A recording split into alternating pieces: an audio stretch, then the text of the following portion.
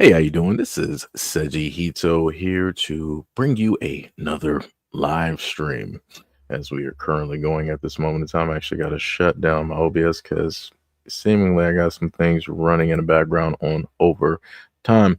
So before I get into the rest of the video, this is just one of the things that I wanted to cover, and this had to deal with the weather phenomena, the tornado that took place. And this was some of the footage that took place on the roadways directly out there. And as you can see, that traffic is clearly backed up because you have the selfish few out there that decided to endanger the many.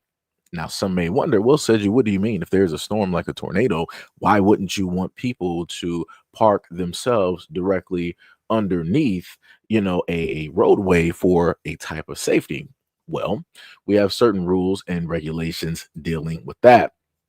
Right below, if you can just so happen to see, it says why overpasses are dangerous during a tornado. Number one, wind tunnel effect. The shape of the overpass can channel wind, increasing wind speeds and creating a wind tunnel effect. Number two, increased debris. Tornadoes generate debris, and the wind tunnel effect can channel these debris towards the under the sorry and under the overpass, posing a serious threat. Number three, elevated position.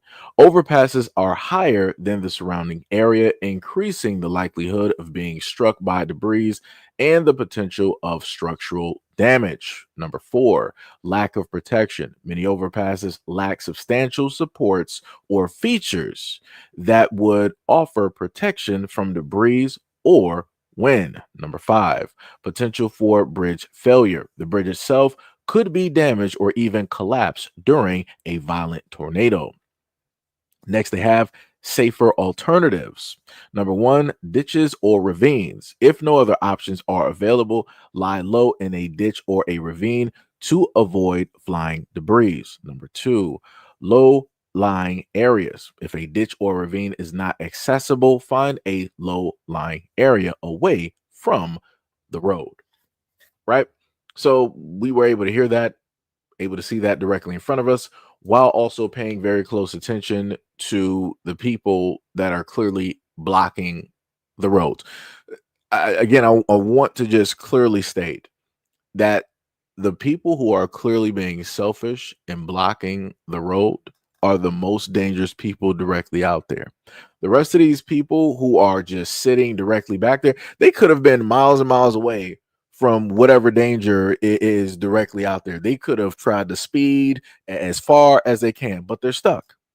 They have to sit there and possibly just wait because the dumb few decided I'm going to hold up traffic because I'm afraid to move and I want to protect myself. And I think that this is the safest option. And again, I'm not even a driver at all. And I know that you don't sit under a bridge. That is the worst possible place that you could be at this moment in time. And then on top of that, for you to hold up traffic and to potentially endanger the lives of what I can at least by eye shot hundreds of people, crazy, crazy work.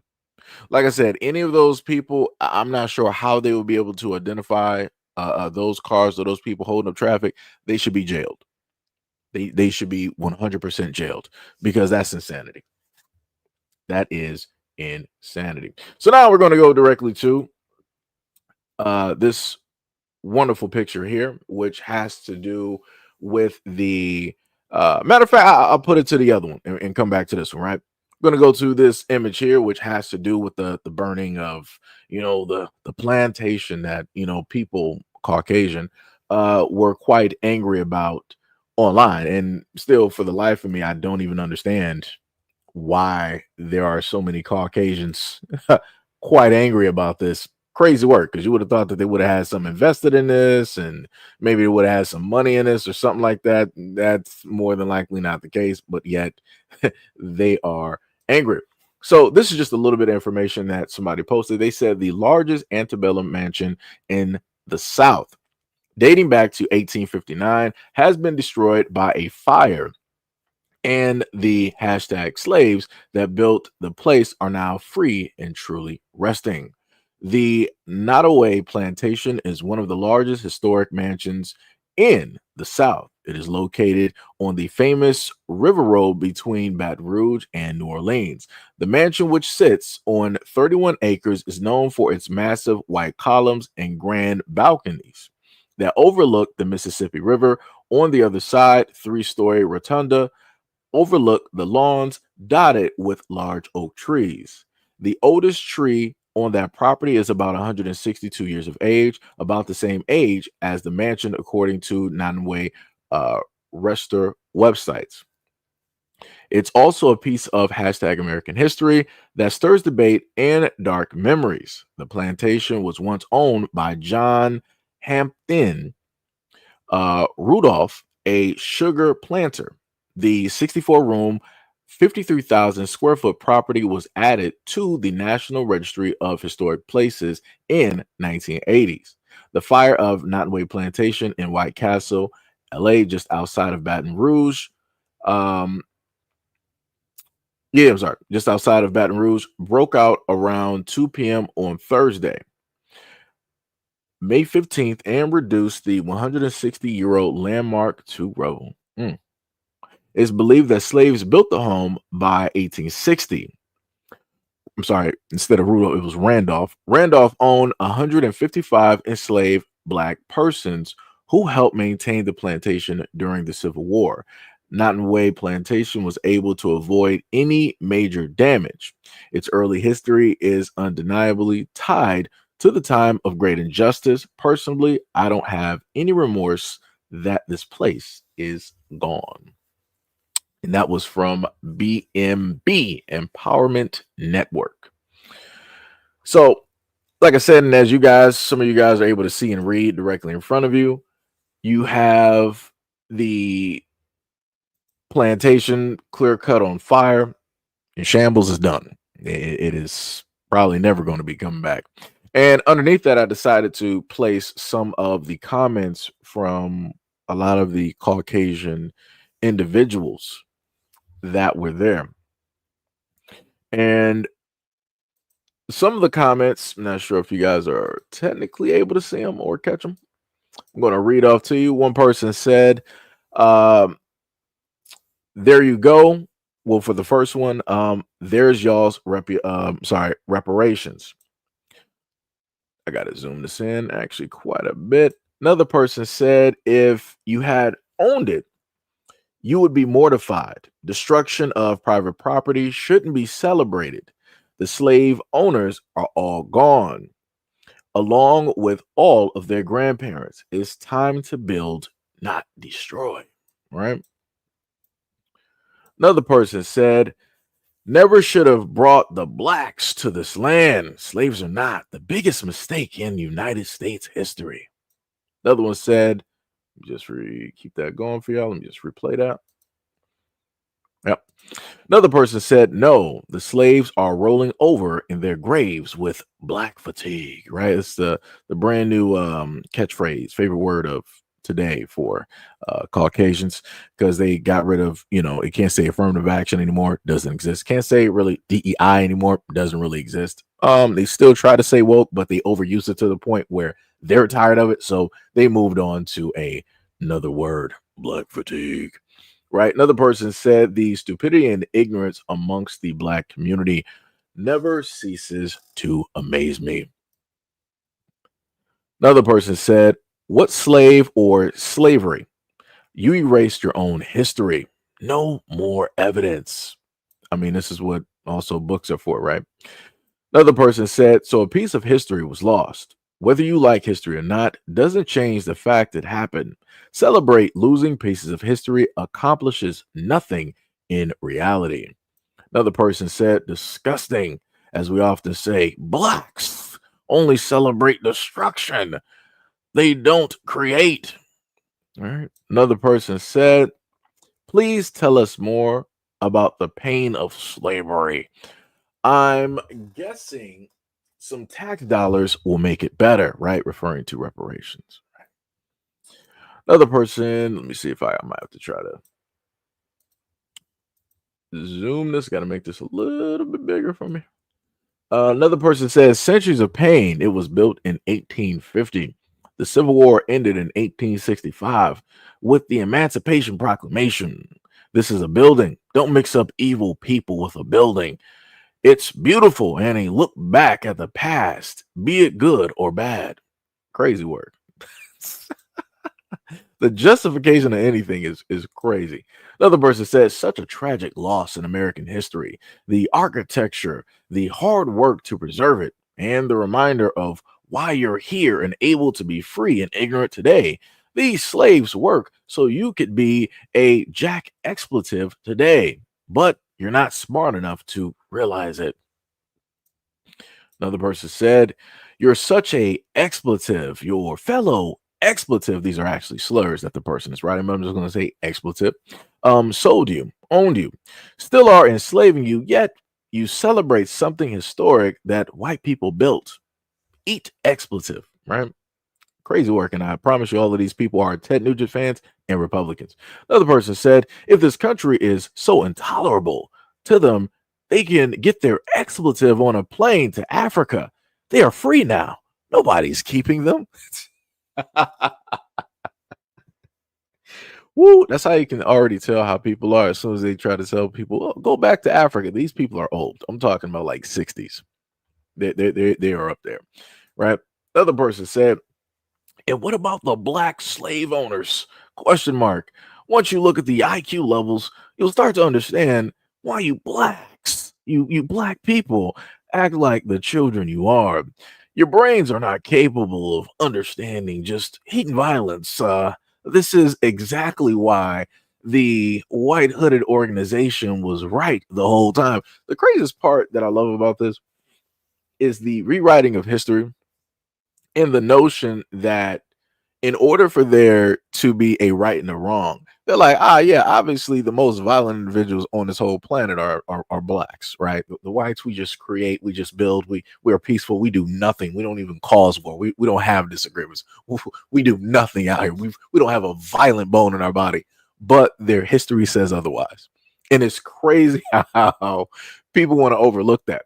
And not even to mention the fact that while we're talking about this plantation burning down, notice how a lot of these Caucasians out here, when they want to be angry, rah rah rah, and they want to talk about slavery and stuff, notice how they don't want to mention the breeding farms that they had for their black slaves and the things that specifically went on in those stables. It's crazy how they don't want to bring up that history, right? They want to talk about everything else, but they don't want to talk about the real horrors. They don't want to get, down and dirty like they've always done. It's crazy work. Crazy work. But it'd be like that. Another person said, and now they will build some Section 8 ghetto housing on the property. Well done, idiot. The craziest part about people always talking about Section 8, I happen to like to refer to the Appalachians and also the trailer parks. Oddly enough, a lot of them seem to think that they don't have some type of housing structure directly out there that is below the poverty line or at the poverty line. It's some crazy work. Because the one thing that a lot of them don't want to talk about the Caucasians directly in the Appalachians. They're not trying to do that. They're not trying to talk about that at all. Diabolical work. Hold on.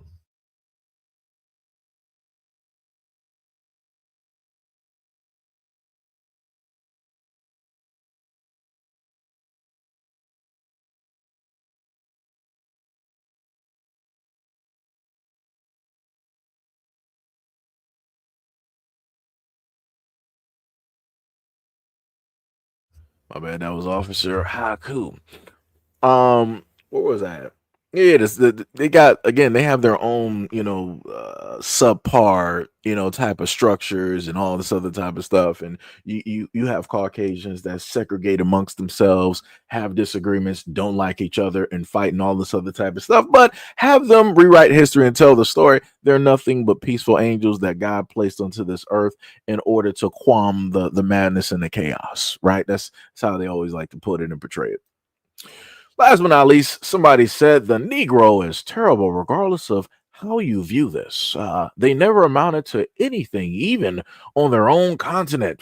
Here in America, We ended slavery and we go above duty to comfort the Negro, and yet resentment is the only thing we get back. Segregate permanently from the Negro. Who started slavery here again? Who has the history of bringing people on boats, even though we can never seem to find them? Out of all of the artifacts that we have, for whatever reason, and that they happen to take care of, for whatever reason, they never took care of the boats that they brought all of these slaves on. We can't really find or see them at all. It's crazy, diabolical in nature. I think at one moment in time they might have been able to find Noah's Ark. Somebody can correct me if I'm wrong, but for whatever reason, when they deal with these slave ships, we don't really got nothing. I mean, they can seemingly find the Titanic at the bottom of the ocean, and they can magically find some other Spanish ships with gold doubloons at the bottom of the ocean. But when it deals with those ships, we don't really got hide nor hair, of those ships. I'm just saying, it's a little bit weird, a little bit interesting, but it'd be like that. It'd be like that, It's crazy how people cause things and then they act like, well, we did do it, but in the same vein, we also got rid of slavery too. So we're going to clap it up for ourselves because you weren't going to do it. How were we? It's crazy work. Diabolical. But yeah, those breeding farms though, crazy work. But now we're going to go to these comments directly here. Now I got to flip to another. Let me see if I can zoom this in a little bit for you guys so you can see some of the comments from the great true Americans directly out here and how it is that they want to speak directly on Black individuals. Right now, I get some people are going to say, but Black is not a color, it's death by. I'm not trying to even deal with that. You got that, right? So the caption of it is that all they know is destruction and hatred of whites, right? So obviously somebody Caucasian in nature, or obviously somebody non-Black, saw this image of these Black women watching the burning of this plantation and them celebrating. And for whatever reason, they internalize that as stating that this is proof that Black people hate white people. And I'm like, where did you get that from? Huh? I'm like, what mental gymnastics? How does this dictate that these three women, for the person that made the whole thing, how does this dictate that these three women hate you or your family? They don't even know you exist. They exist by way of social media and them posting a photo. But because you have such immense hatred for them and you tend to fantasize and envision this type of like love and whatnot or whatever when it deals with the plantation and antebellum South, you think that this automatically dictates or signifies a hatred towards you and your people. That's crazy. That's a lot of projection. That's some mental gymnastics. Like I said, I've never. It's crazy.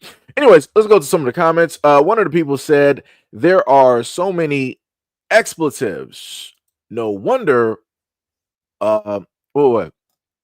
No. Okay, they said they are so expletive. No wonder white men don't expletive them. And I want y'all to play a word of a game of figure it out, because I want y'all to understand. Because there's a nice grouping out there that like to publicize a lot of these types of guys who are in the comment section, specifically speaking on these Black women. There's a nice grouping, and that nice grouping will never actually showcase comments like that when it refers to Black women. And it's like, I wonder why. And this is why I continuously try to tell a lot of people out there, I'm like, you may think that somebody is nice, you may think that they're interested in you, but they're really not. They're going to tell you in so many words, especially online, using anonymity and all this other type of, they're going to tell you exactly how it is that they see you directly as a Black woman. But, I'm crazy. Whatever I say, it doesn't matter because Black men do worse and statistically speaking. And right. So next we got Blacks will find out eventually that white patience has its limits. Limits on what? What are you talking about? So a slave plantation, slave house, whatever, was burnt down, And you're talking about you're about to get, rage and angry for what? Did you have an invested interest? Did you have like some stocks and bonds? Did you have like some gold bars or something directly in there? Like what was really happening for you to, talk about this fictitious rage that is seething from your soul, what or lack thereof? Like, what are we talking about here? That's crazy. Another person said, send them back. That's just a classic. Those Caucasians, send them back. Funny. Another person said, stop feeding them. That always works. And I want black people to understand that whenever you hear them talk about stop feeding, they're referring to black people being in zoos. If you don't know about black people being in zoos, you may want to do your research. I've done some videos and also showcase pictures of that as well. I think, what was it, the Bronx, Brooklyn, quite a few places in the United States, they had zoos where specifically white Americans would go and they would visit black people as caged animals. Right? It's another piece of history that white America does not want to happen to, talk about or bring up in history books. Interesting how that works. Another person said, tell me they didn't start the fire. That would make me blind with rage. What? What are you even talking about? Again, this is another person. This is a male. This is a Caucasian male. This is somebody who is non-black talking about, oh yeah, they're this type of action is really going to enrage them. Enrage you to do what? Enrage you to do what? What you've always done historically to black women? Is that what you're referring to? Because I can't imagine anything else that you would be doing, right? Another person said they're about to, quote unquote, know a completely different side of whites. No, historically speaking, we know all sides. That's the one beautiful thing I love about history, and especially when it deals with Caucasians. You guys literally write down your own history, even some of the most violent parts. Now, you might omit a lot of things, but some of you guys will actually keep things quite current. Actually decide to tell somewhat of a full story instead of a whole bunch of lies mixed in with not even a percent of truth, right? But that's crazy work, though. That's diabolical to make it seem as though that we've only seen one side of you. No, the whole world has seen all sides of you, as a matter of fact, as well, too. You can't overwrite that history unless you plan on restarting civilization, the whole planet, and there's only a few ways to do that. But I'm not sure if you're ready to go to that extent as of yet. Right. And then they said a toothpaste they will never be able to put back in the bottle. Okay. Next person said, this isn't so bad knowing the United States will be gone in 10 years. What? What are you even talking about? So, because of this moment, you now decided to state that it doesn't matter. United States isn't going to exist in 10 years. So out of all of this time that the United States existed, something, because you're some type of like foreseer, right? You're Miss Cleo, call me now for your psychic tarot card reading, right? And you're like, the United States ain't gonna be here in 10 years. I mean, the Simpsons have predicted along with other places, and even the Simpsons has been wrong. So what makes you so right? And it's crazy that you're in a sense just like, it's whatever about the United States. It's a little bit weird. It's a little bit weird. Another one said a bunch of orcs. Now, again, for the black women out there, these are Caucasian males speaking negatively about 3 black women, of which they don't know. The black women don't know them. They don't know the black women, but this is how they want to describe them. And this is, again, you have those out there, the divestors, who are not going to specifically talk about how it is that these men will deem, treat, and see and speak about black women on social media. They're not going to sit up there and show off that, because it's going to jack up the narrative of Prince Charming, the knight in shining armor, coming to save me and make my day better and all this other type of stuff. Another one said, call the zoo. Diabolical. Another person said, are these the culprits that started the fire? Right? Because black people always have to be criminals. Crazy word. Another one said, let them destroy themselves. Another person said, blacks create by destroying. Right. And there were many other comments directly underneath this thread that men like this were stating about black women. Crazy work. Diabolical work, how that tends to happen, how that tends to take place.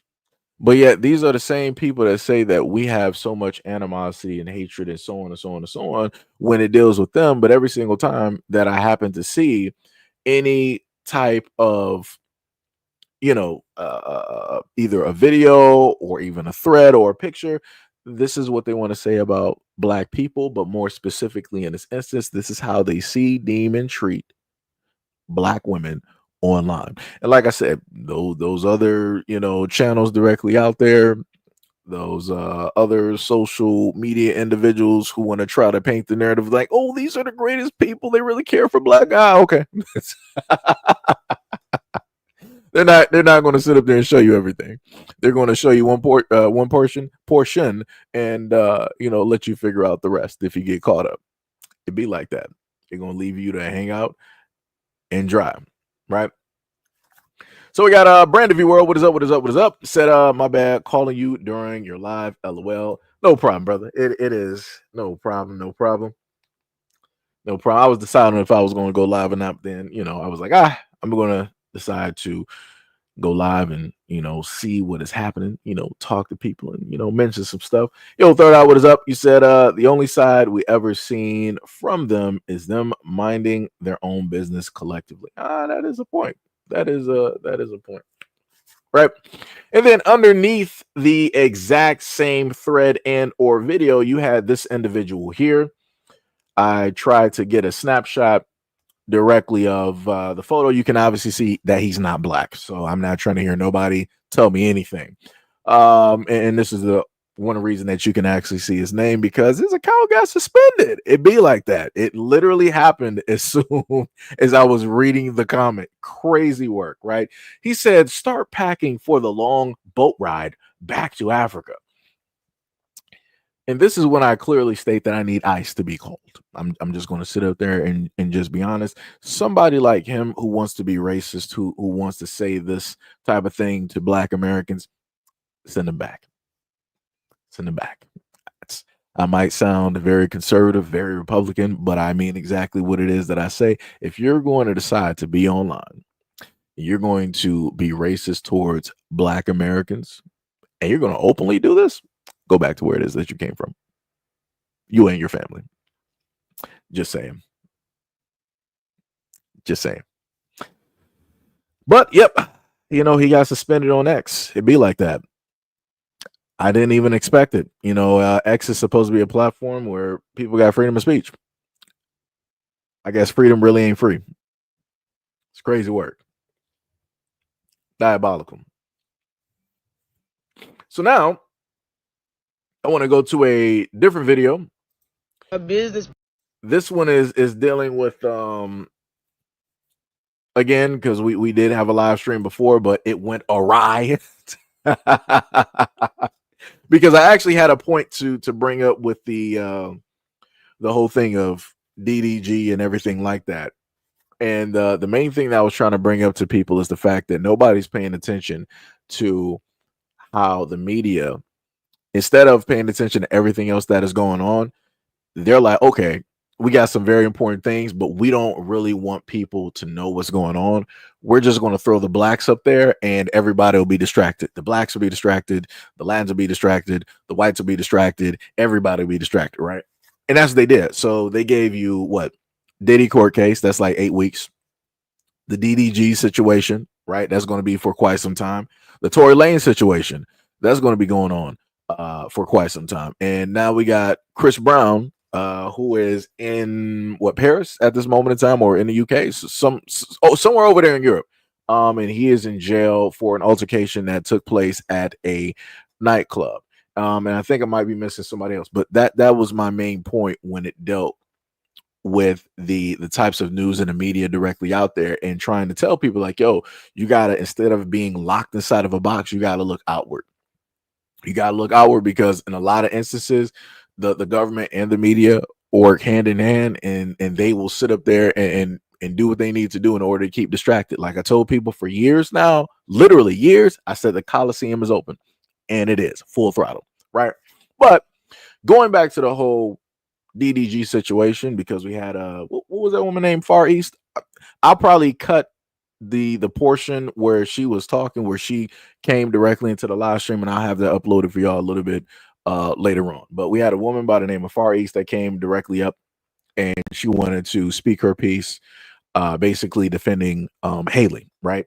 And we're going to listen to this woman and what she stated about her point of view from the 52 pages dealing with Haley, right? So let's listen. But a lot of y'all told me to read this 52-page document that Halle Bailey wrote out, and I read it, and it's full of yeah. See, this is the thing. Y'all don't know how to read. Y'all don't know how to read. And when I say read, y'all comprehension levels is low. If somebody says in a court document that she is mad because DDG talks to his online community, right? It was okay for her to do the same on Twitter when she didn't want Halo on Cashapp stream. So in all actuality, all that part is saying is that she is mad because the public are siding with DDG because they want to see DDG with his son more. She is pissed that we want to see DDG be a father. Okay, boom, cancel that out because you doing the same shit. Now, let's get to the physical allegations part. I find it funny that she didn't say that DDG attacked me. She never said DDG attacked me. You know what she said? She said, we wrestled. Why are you wrestling? Who initiated this wrestling, Halle? Why are you not saying who initiated what? You're saying physical violence, and you're blaming him for the physical violence, but all I see on you is defensive restraining marks on your arms. Then you got this story about you putting Halo in the car seat. How the you go from putting a baby car seat in the back right here to him slamming your face into the... So what'd you do? You walked around the car and started doing what? Trying to hit him or something? Because, like, nothing you're saying is telling me that he initiated any violence. It's a lot of inconsistencies in Halle's report, bro. And I don't know. Again, a lot of y'all trained to hate men. But, hey, I don't hate men. I'm looking at this from a real perspective, bro. You're not finna tell me that somebody's abusing you and you're not saying that he actually attacked you. You're saying you're wrestling and the wrestling stopped when you stopped. So who's fighting, Halle? You? Okay, let's go to another part. This the part that got me the most, bro. This the part that got me the most. She says Daryl will not cooperate with her set schedule, with her lawyers, with what she wants. Daryl threatened 50-50 custody of me with no child support, saying that he wants equal time with Halo. This is why she's in court. She's a selfish... What kind of threatens get mad and feel threatened because a nigga say they want joint custody? That's just wicked. And she's trying to keep her black son from his black father. I don't put that... That's just weird. Break this shit down for real. I need y'all women to start using y'all brains, bro. Y'all keep trying to act like just because a woman say something, it's the truth. We just literally watched some more evidence come out and make it even more so true that Megan Thee Stallion lied on Tory Lanez to spare her friend that she betrayed. Make it make sense. I don't trust nothing no bitch on Rock Nation say. I don't give a bro. I don't trust it. I don't trust it. I don't trust it. I don't trust it. I don't trust it. Especially when you make claims like this saying it was domestic violence against you, but in the report, you never said this attacked you. You never said this slapped you up. You never said he whooped you. All you saying is to try to give yourself some public sympathy, and that's the same shit you did before. You weaponized your postpartum depression to use control over him, bro. This just want 50-50 with his kid. What the fuck are we talking about? In the moment she said when she stopped fighting, the fighting stopped. She stopped the fighting stopped. She's the one fighting. Use your brains, bro. So you heard that. And that's the main thing that I've stated before. That's the main thing that other people, other content creators who are of the exact same age range and who have been around DDG have also stated as well. That this is just an attempt to control and to take away parental rights from DDG, who was a black father who was actually there. And you have a lot of women directly out there that will try to get on and they'll be like, oh, well, the whole main thing even still is like, even if black men have the kids, they just pass them off to the women in their families and they're not even actually there and all this other type of yada, yada, yada. Who said that? Where do you even get that from? So what's the stats directly on that of that happening and taking place? Because I can sit up there and tell you that I've seen fields of black women, both older, younger, whatever. As soon as they have kids, they're passing those kids on to their parents and to their grandparents and to their aunts to sit up there and take care of, to sit up there and manage. And you know what those women are out there doing? Oh, they're going on a date. Oh, they're taking a girls trip. Oh, they're out there living their lives. But yet you could have lived your life if you decided not to open your legs to a guy that you didn't want to commit to and that did not want to commit to you. It could have all been very much simple. But as I told people before, nobody wants to listen. Here we are. Here we are. It's like I said, it's some crazy work. It's crazy work. And I'm with Third Eye said, yeah, she said trust no Rock Nation. Yeah, I'm with that. Yeah, I'm there. I believe that 100%. 100%. Sham said yes, and she's taking away his rights for a petty reason. They have a falling out because people wanted to see the father with his son more on TV. And and that's the other thing too. I'm glad you let me highlight that. I'm glad you highlighted that, Sham, because that's another important aspect that I wasn't able to even reach at the moment of time during the previous live stream. The one thing that I've talked about on this platform countless times is the fact that out of all of social media and normal media, you have a severe lack of black father representation where you see black fathers spending time with their kids, and that's done on purpose. All of these corporations who they got like psychologists that analyze a lot of things, they got script writers and all this, so they know what effect things are going to have before they put them and give them directly to us. This is why I sit up there and say that when it deals with advertisement and everything like that, you're going through psychological warfare, right? You're going through a certain type of conditioning. For me to see a lot of this stuff, it's not really going to work because my mind is at a certain place. When it deals with the younger generation who are not prepped, who are not used to it, where that type of warfare can just really seep in and just do whatever it is that it wants to do, yeah, it's going to do a lot of harm. It's going to do a tremendous amount of harm. This is why I bring up such shows. I think it was like MTV, VH1, or whatever it is, where you had the girls that were like 16 and getting pregnant, and they had the pregnancy pack and all this other type of stuff. Yeah, those shows like that, they did a detriment to society in both ways. But it also did something that they wanted to happen, right? Number one, it was detrimental because it was profiting off of the fact of young girls out here, teenagers, having unprotected relations with teenage boys and then having a pregnancy. But the other thing that they wanted to happen by spreading that type of negative message is that they wanted a type of population boom. Even if it's a short one, they wanted a type of population boom to, just basically happen. And that did take place, right? Because if we look at the population now, it is slowly going down to a negative. It's looking pretty much close to the Asians, to the Japanese. It's right in there, and in certain extents, it's looking like that with the European population as well too. But back to what I was saying before, you have lack of representation of black fathers, and again, that is done on purpose. They will make sure because people don't want to pay attention. So I'll put it to you like this: no matter what show that you happen to look at, I'm not going to say no matter, but out of a lot of the shows that you look at, they will make sure to always show you a black woman being the quote unquote strong, the independent, right? Having the angry moments, doing everything by herself, being the woman and the man, and also potentially even being a single mother, taking care of the whole house, the bills, and all of that. They'll make sure to sit up there and put that on a soapbox and everything like that, right? And they're doing that for a multitude of reasons. And you have a lot of black women that don't even realize it.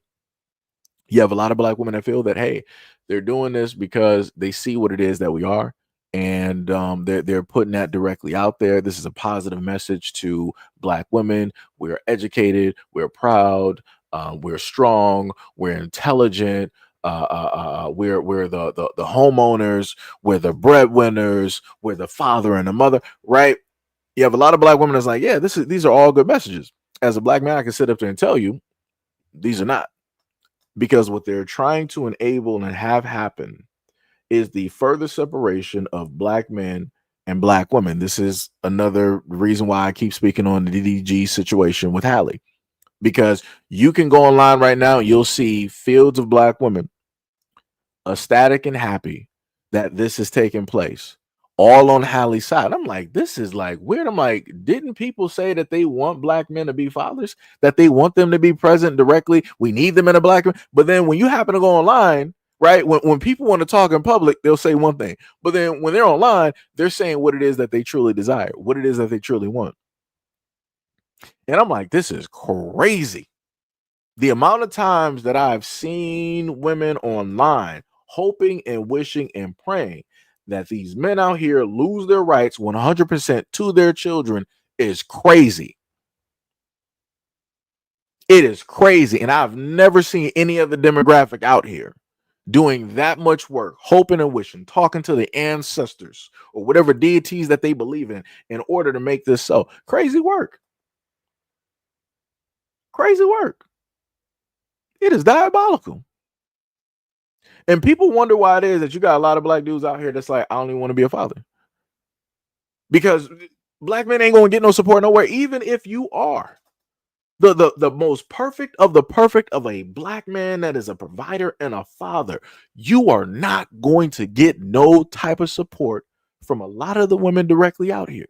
They are going to wish the worst on you.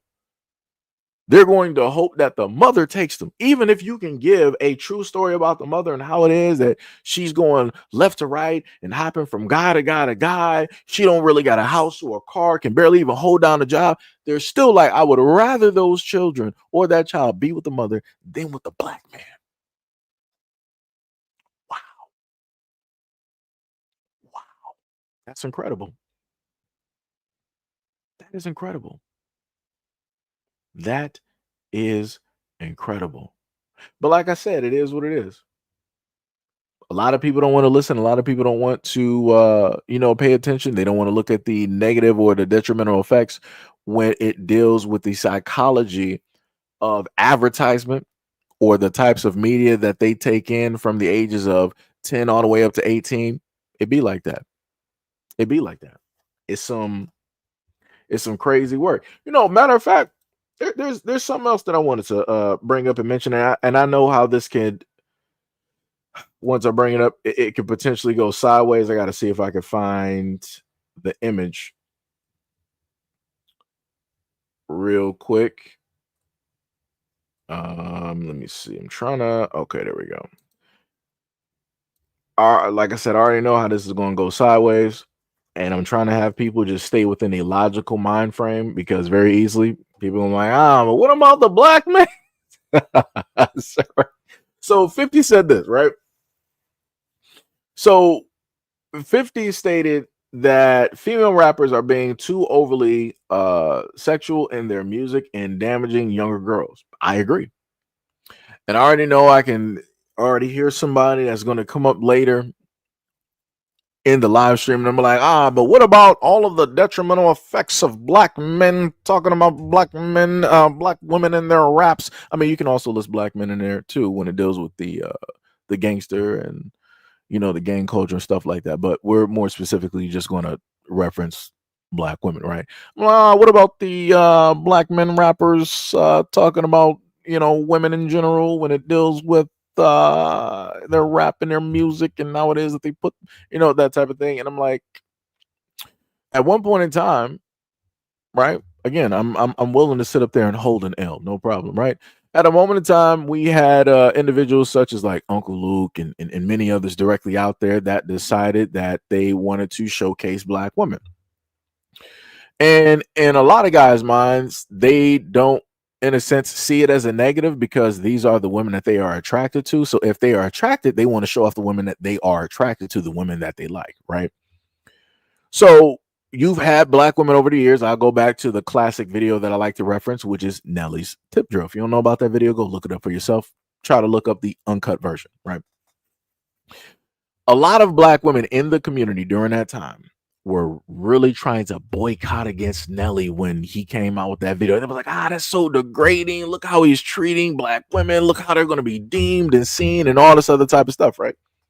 So it got loud enough and it got to the point where all of these other black male artists, they started to listen, and they were like, yo, I don't even feel like going through the thing that Nelly is going through right now. So what we're going to do is, if black women are complaining about how it is that they're getting treated, no problem. We're going to take black women out of the equation and we're going to substitute them with other women. And that's what happened. So this is why you started seeing the white girls, you started seeing the Latins, you started seeing the Blasians, the Asians, you started maybe even like some Arab, Chaldean, whatnot, or whatever. You started seeing a lot of other women and a lack of black female representation. Kid you not, black women were like, oh, this is what I'm talking about with black men. You guys are always idolizing all of these other women because you really hate us. Why don't you have us in your videos? Why aren't we your the girl next to you? Why aren't we the ones dancing on you? Why aren't we the love interest and all this other type of? You just clearly said you didn't like how it is that you were being sexualized in the video. Everybody heard it. So they subtracted you directly out of the equation so that you don't have to worry about getting sexualized or anything like that. So we don't have to worry about no complaints. So the moment in time that we bring in the substitutes, now it becomes another problem. Huh? So that's just on that one side, right? So now we move to the whole other aspect of, we're at a point in time, right? Because black women are independent. They're all the single ladies, as Beyonce stated, black women are the most educated, got the most money out here, own the most homes, all of these things, right? Completely independent, don't need nobody, right? Don't need no man's protection, no nothing. Now I can safely say at this moment in time that the image of black women is in black women's hands. So for the black female artists that are directly out here showcasing their bodies, like a Dolce, like a Lotto, Meg Thee Stallion, the City Girls, Glorilla, all of them, they are going out here half naked, showing off of their bodies. They're not even in, it's not even just in the rap videos where it's their lyrics. They're literally walking outside like this. So instead of them just wearing these clothes in the videos for artistic senses, they're wearing this stuff outside. Pretty much nothing.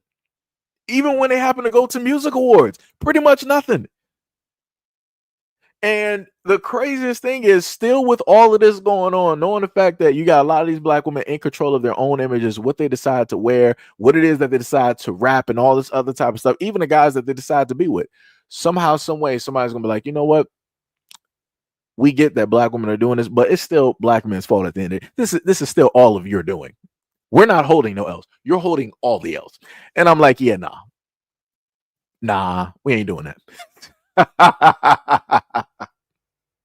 It's either your Lois Lane or your Wonder Woman. You're Wonder Woman or Lois Lane. You ain't about to be both. Which one is it? Like I keep trying to tell people, get in a line. Get in a line. Lois Lane got every single right to be a victim because she don't have no superpowers.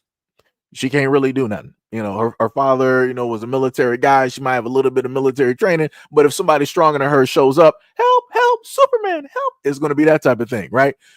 Now, Wonder Woman, on the whole other hand, she is, for all intents and purposes, a god, right? Made of clay, Mother Hippolyta, and all of those great things, right?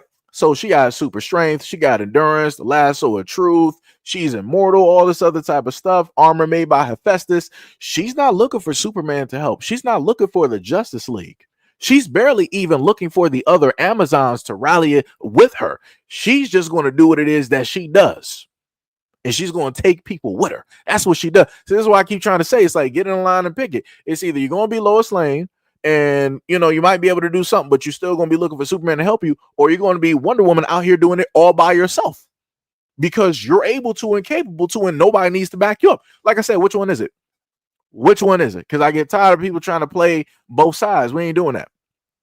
We're not doing that. Like I say, even men can admit at times when they need help with something. Like, yo, maybe I got like 49 bags of concrete. I'm about to sit up there and call up my boys real quick. and I'm about to, buy some food, some pizza, whatever it is that people want. We're gonna sit up there and get this job done real quick. Like I say, even men can sit up there and admit, like, yo, we are not the strongest out here. I'm going to need some other men who are just as capable, if not more, to sit up there and help me with this job. Like I said, men ain't stupid. We are not stupid. You see men lifting weights, they have somebody else with them, making sure that that weight does not fall directly on them, helping them lift that heavy weight. Like I said, men are not stupid. We know limitations. Obviously, other people out here, they haven't learned yet. So, like I said, I don't know what to tell people. I don't know what to tell people. Sham said, yes, I agree too. Said Seji, that's your Obama voice. I don't know what I was going for. I guess that was Obama. I don't know why that one came up. James said, I'm not even sure what that even was. Sham said, damned if you do, damned if you don't. Yeah, that's bars. Third Eye said, now you can't stop these women from twerking and showing off the toe. Yeah, and I would actually highlight that, but you got some stuff up there. But the funniest thing when Third Eye basically listed his comment is that I have another video up here. Let me see if I can actually post that woman up here, right? Because this is going directly with Third Eye's comment. Before I was like, I'm not sure if I'm going to actually like either do a video or even talk directly about this or whatnot, or whatever. But I'm going to sit up there and highlight it just because, right? So you have this woman, melanated, black, whatnot, or whatever, right? And she works obviously for a company. You see let me just roll that back. Let me show you the brand, the company name right there, right? The company name is directly on the shirt, which is should be Allied Universal. She works for a security company. And by way of social media, people were stating that she was fired from her job because she was on TikTok making videos where she decided that she wanted to do this. She wanted to show off her full backside. And I want to sit up there, and the reason I want to highlight this is because this also further goes to show that because there are no type of, let's say, restrictions, because people are made to be accountable or responsible for their own decisions, they'll just do whatever it is that they want to do. I can't tell you how many times on TikTok I have literally seen women just like her. They could have been nurses, they could be doctors, they could be lawyers, they could be working on an airplane, they could be working behind the counter or the register of some fast food place. Every single time, it'll be women just like her that will decide, oh, I want to twerk. I want to show off how my body looks. What happened to the job? What happened to all the work that you might have put in college to get this job? Now all you want to do is throw up videos of you basically twerking and dancing on TikTok. I'm like, what's going on here? What happened to the education? What what happened to getting paid, getting the bag? I don't even understand it. I'm like, everywhere has to be a club. Is that what we're doing? And the other reason I'm highlighting this is because you got women. She's a grown adult doing this. You got young girls, young black girls out here watching all of these older black women do these things at their job. What do you think that they're going to sit up there and do? They're going to sit up there and copy. When in Rome, do as the Romans do. So if these young black girls see older black women in their 20s, 30s, 40s, and 50s doing this in public, doing this at jobs, doing this at colleges, just doing it whatever they want to do, now you're going to have these young girls sitting up there doing the exact same thing. Let me put it to a real life example, right?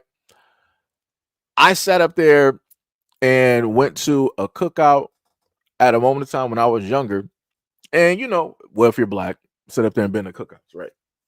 So going to the cookout, music playing, people start sitting up there dancing. So you normally see, the girls or the women, sitting up there dancing, right? It might be it might take you back a little bit, but it is what it is. The problem that I had was not the fact that the girls during that time that were my age dancing or the black women that were dancing, of course, that were older. It was the fact of seeing the younger black girls, I'm talking about 7, 8, 10, 11, them mimicking and dancing how it is that the older girls and the black women were dancing, and how it is that those two groupings were egging on those type of actions by those young girls. And I'm just sitting there like in disbelief. I'm like, y'all really serious? I'm like, I can't say nothing because it ain't my child. So people gonna be looking at me crazy and telling me to shut up. So I'm like, hey, whatever. I'm because I already knew what was gonna happen. Already, I can sit up there and tell you the moment in time that you allow the leeway for those young girls to start acting like the older girls and the women, those girls will start to move very fast. And I kid you not, the moment in time that that dance started, you sit up there and move that clock 10 years later, that same individual ended up already getting pregnant at a very young age. Already got 2 kids. Crazy work. Like I said before, and this is why I just shut up in my own business. I'm like, y'all got it. I'm like, y'all got it. Y'all, I'm going to sit up there and let other people handle it. I ain't going to try to sit up there and manage. I'm not going to try to really tell a lot of these black girls and these black women what it is to do. I'm going to let people sit up there and learn the hard way because I'm not going to have to deal with the responsibility. You are. Crazy work. Crazy work. Diabolical in nature. Diabolical. This man D Money. Let me tell you. But yeah, it's crazy work though. Like I said, you got a whole job and you basically lost your job because you wanted to be on social media dancing while you're wearing company gear, company branding, while you're on the job, on the site. Crazy work. It's not about, like I said, people just don't understand. People don't understand. Crazy work. Shan was like, why wouldn't you do this? I'm always by myself. Shaman has to do with the notifications. It's always the notifications. I thought Tippy was in here. Hey, we got Hack in here. All right, what's up, Hack? What's up? Let me see. Incarnation, what is up? You said I don't say a word to these women. Let them learn the hard way. Yeah. Yo, what is up, Hack? What is up? Yo, Dorsey, what is up? You said animalistic nature of these children is apparent even and white girls twerk for a while till their parents catch them. Oh, yeah. And you'll see you'll see them cut that out real quick. They'll be like, yeah, you ain't doing that. He's like, yeah, you ain't doing that in this house. We will ship you off somewhere. Like I said, I mean, stuff still happens. Like you still have the underage, pregnancy and different stuff like that, and all other type of stuff. I mean, stuff still happens. But yeah, they at least try to nip that in the bud real quick, for whatever reason. And I have countless videos.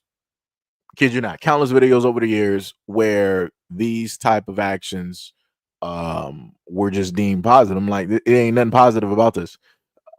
Because like as I tried to tell people before, I'm like, all right, you have a problem with black men sexualizing you, no problem, cool, got you. But then you decide to go out of your own way and then decide to do it, and then at the same time complain about the attention that you're getting from men and say that men are the problem. What? Like the mental gymnastics of a lot of this stuff when it deals with like these videos and these topics in social media, it is immensely insane. It is insane. But yeah, I what was it? Hack said any day above ground is based. I got you. Sham said, LOL, I never did that either. My dad was too scary. Shout out to the dad. That man is a real one. One of many said that'd be hilarious when their parents catch them doing that. Oh yeah. For the white kids, yeah, it'd be hilarious. Sham said I had to do a 1 to 2 shuffle when dancing. My black father was strict. I couldn't even wear a skirt above my calves and let alone the knees. Yeah. Like I said, I respect that. I 100% respect that because at the end of the day, he already knows that when it deals with like younger dudes, they're going to pay attention to the obvious, right? Like, let's say like somebody like me, I got X-ray vision, for lack of a better word. So it's like I can see, right? I can see the unseeable, right? For a lot of other dudes, it's like the X-ray vision is cut off, and they're just like, I don't see you. So when it deals for like for your example, Sham, when let's say like you were dealing like wearing like some of those old clothes from like whatever like time period, right? So your dad had you in like something like that. The dudes out here wouldn't be paying attention. They'd be like, oh, like what is that? It's like, yo, are you wearing like a handkerchief? You wearing like a napkin or something? It's like that look crazy. Get out of my way. And then they'll be looking at the girls who are more so dressed, like a salt and pepper, or dressed like somebody from like Uncle Luke or whatnot or whatever. Like girls who are like showing a lot of everything directly out there that don't need to be shown.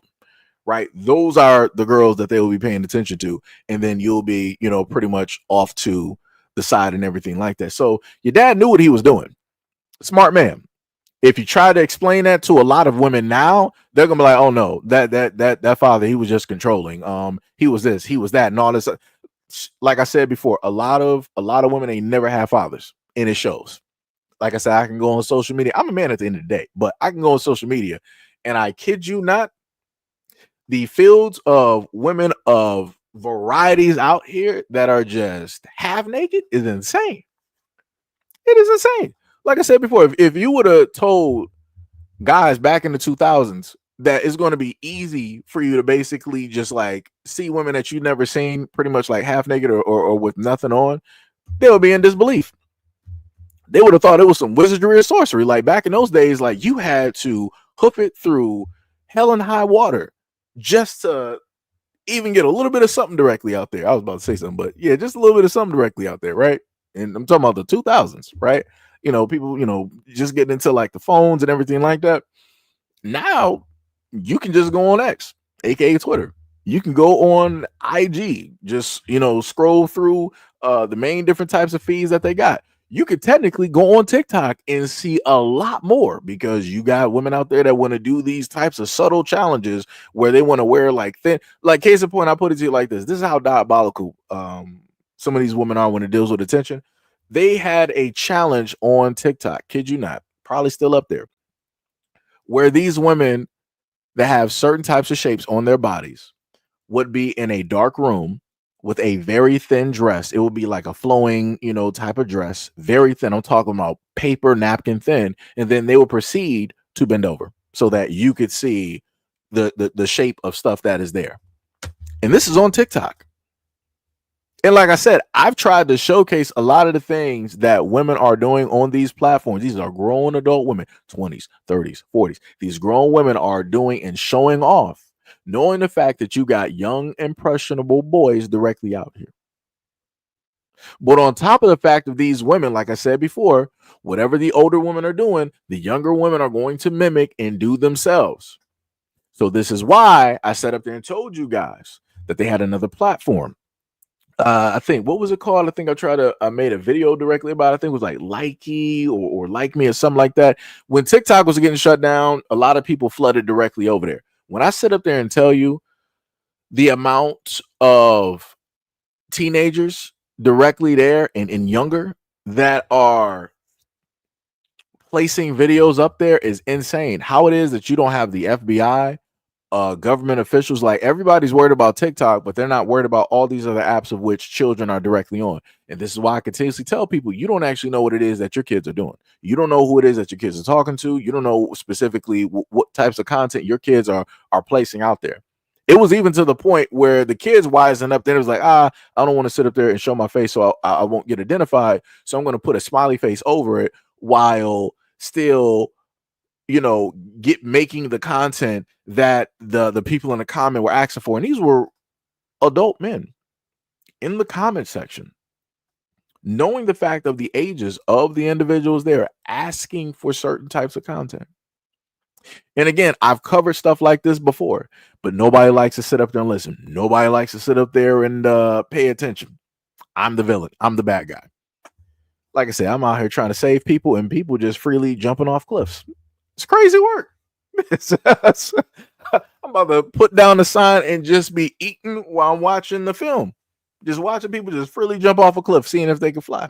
That's what I'm about to start doing. Because you can't help people. You cannot help people at all. But at the end of the day, my main point is this: you have a lot of women out here that are being overly sexual, and they're doing that because a lot of women like attention. A lot of women hunger for attention. And if they see that another woman is getting the attention that they desire, they're going to copy and emulate whatever it is that that woman is doing. I know what I'm talking about because the moment in time that BBLs and whatnot started blowing up all over the place, you saw fields of women who you knew originally never even had anything on their bodies done. Once they saw every other woman getting all of this attention, getting this type of celebrity, getting these looks from all of these rich dudes, women were literally like, yo, I don't care if I die. I'm going to sit up there and go directly under the knife so I can be just like her. So instead of trying to be different, instead of trying to be, as some guys out here say, I'm cut from a different cloth, you're like, no, I want to be a part of the same quilt. I'm just going to be stitched in. I'm still different because I'm stitched in, but I'm still the same as everybody else. That's some crazy work. Going under the knife just to look the same as everybody else. That's some crazy. That needs to be studied. That needs to be studied. I don't know what the psychology on that is.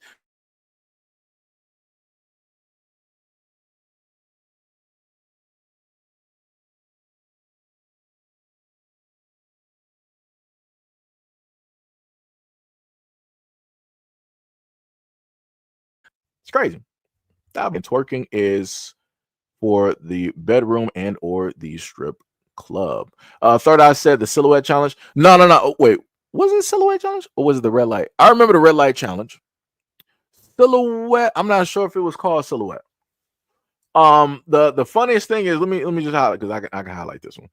So Third Eye, the funniest thing is, there was a few other. I did a lot. Did I do a live stream or video? I think I did a video, but I made sure to block out as much as possible so that you can't make hide nor hair of what the videos actually were in order for it to be up there. So I showcased on TikTok groups of women that would do this thing where they would magically sit on the camera of their phone. And when they did that, it would, for a split few seconds, show off what is underneath their clothes. And I kid you not, you literally had a woman that was a nurse. She had like hundreds of videos. Yeah, you had other quote unquote women that were like nurses or whatnot or whatever doing the exact same thing. And I'm like, this is what I'm talking about. I originally knew TikTok as a kids platform, and you have these adult people out here making this content and putting it out there, knowing the fact that you got millions upon millions upon millions of kids with accounts directly on this site. There's no age verification when it deals with the content that is on here. YouTube technically has slight age verification, but even with that, you can bypass that. And you can still happen to see some of the stuff that I have covered and talked about on this channel. Like I said, crazy work though, but people don't want to, pay attention to what is taking place. Crazy work.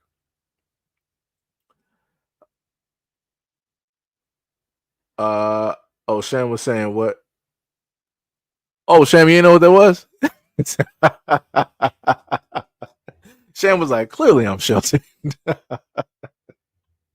It'd be like that. Let me tell you, it'd be like that. It's a whole new world out here, as Pocahontas said.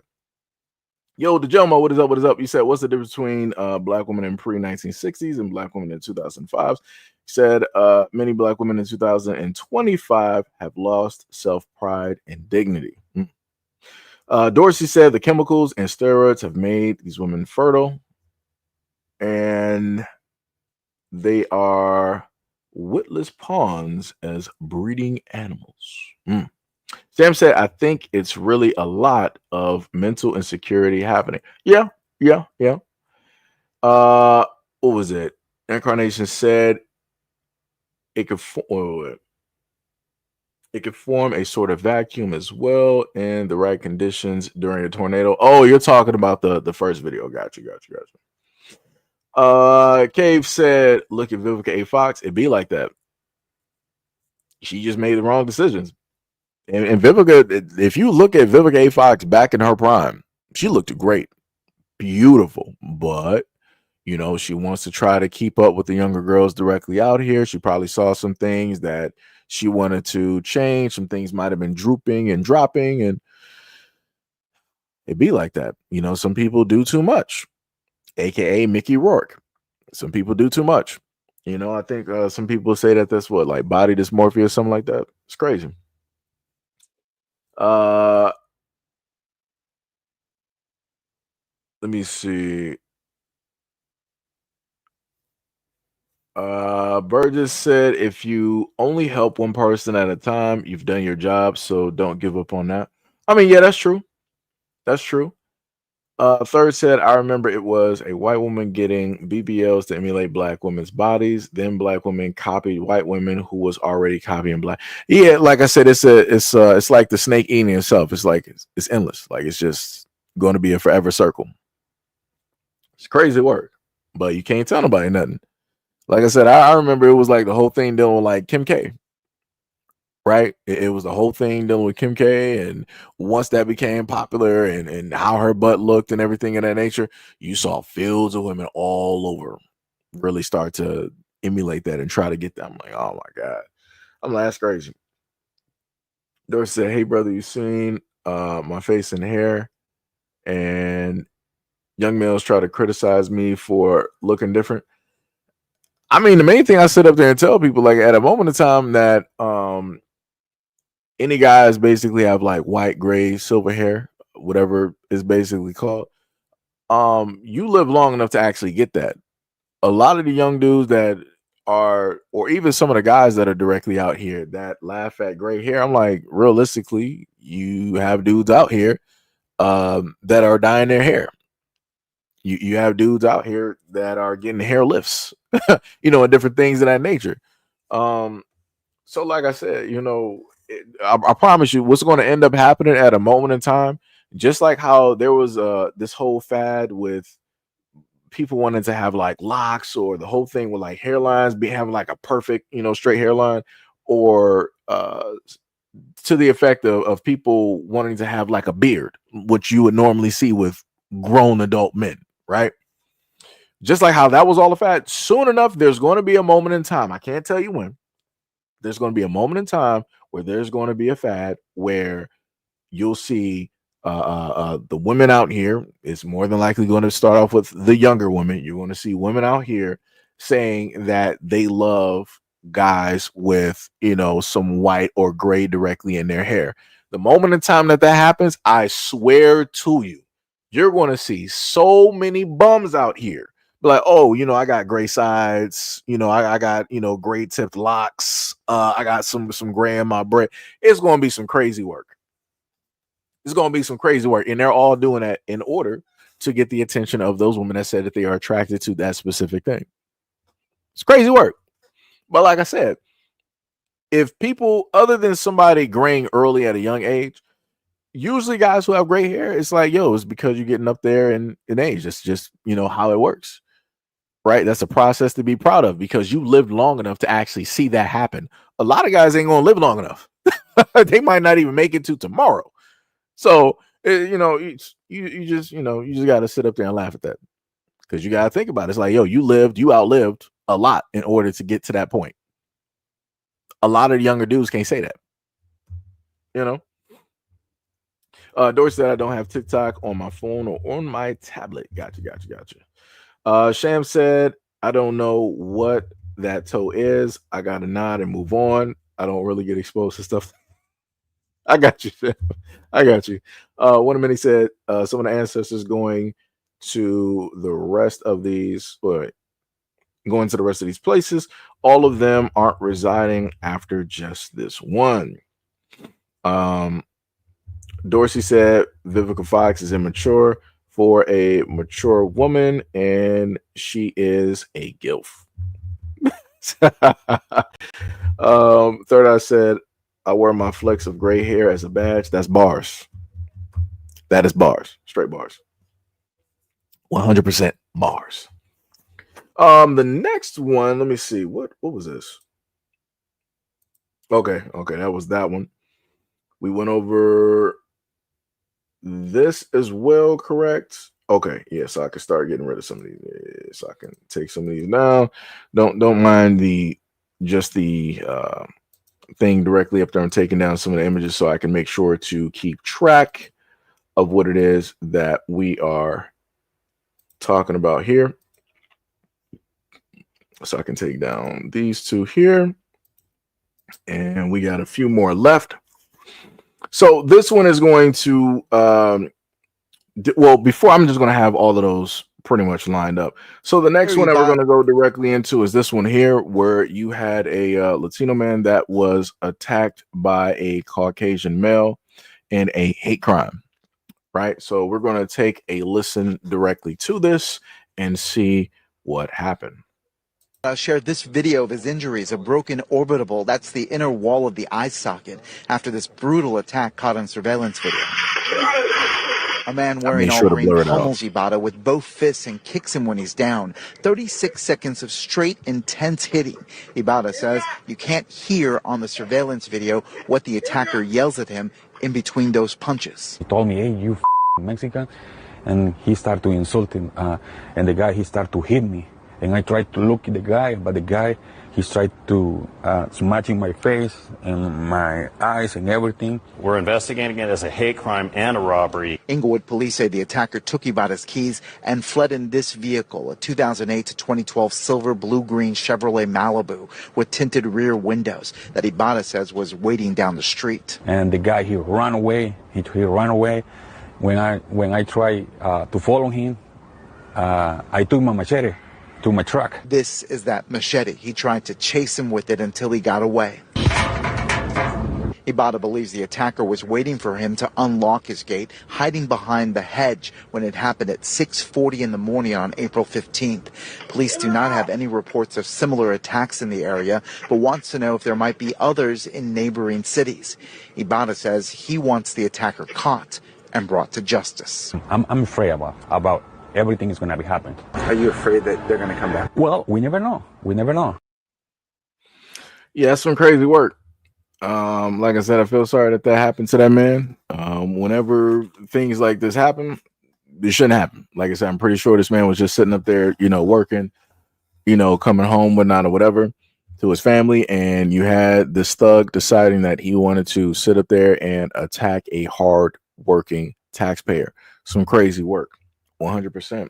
And I will sit up and say, like, yes, this is a hate crime, because he specifically targeted and went directly after this man, on top of the fact of the words that he also used while committing such an attack, directly on this man. Somebody out here in these communities knows who this Caucasian individual is. They are harboring a criminal, a thug, and they need to sit up there and turn him directly in.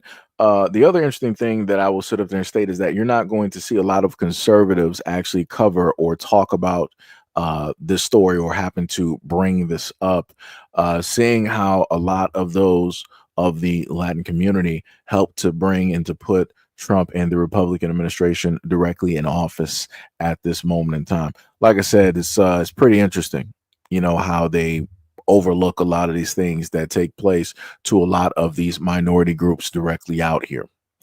It's crazy work. Hopefully, this man will get the justice that he deserves, and hopefully that Caucasian thug will be caught.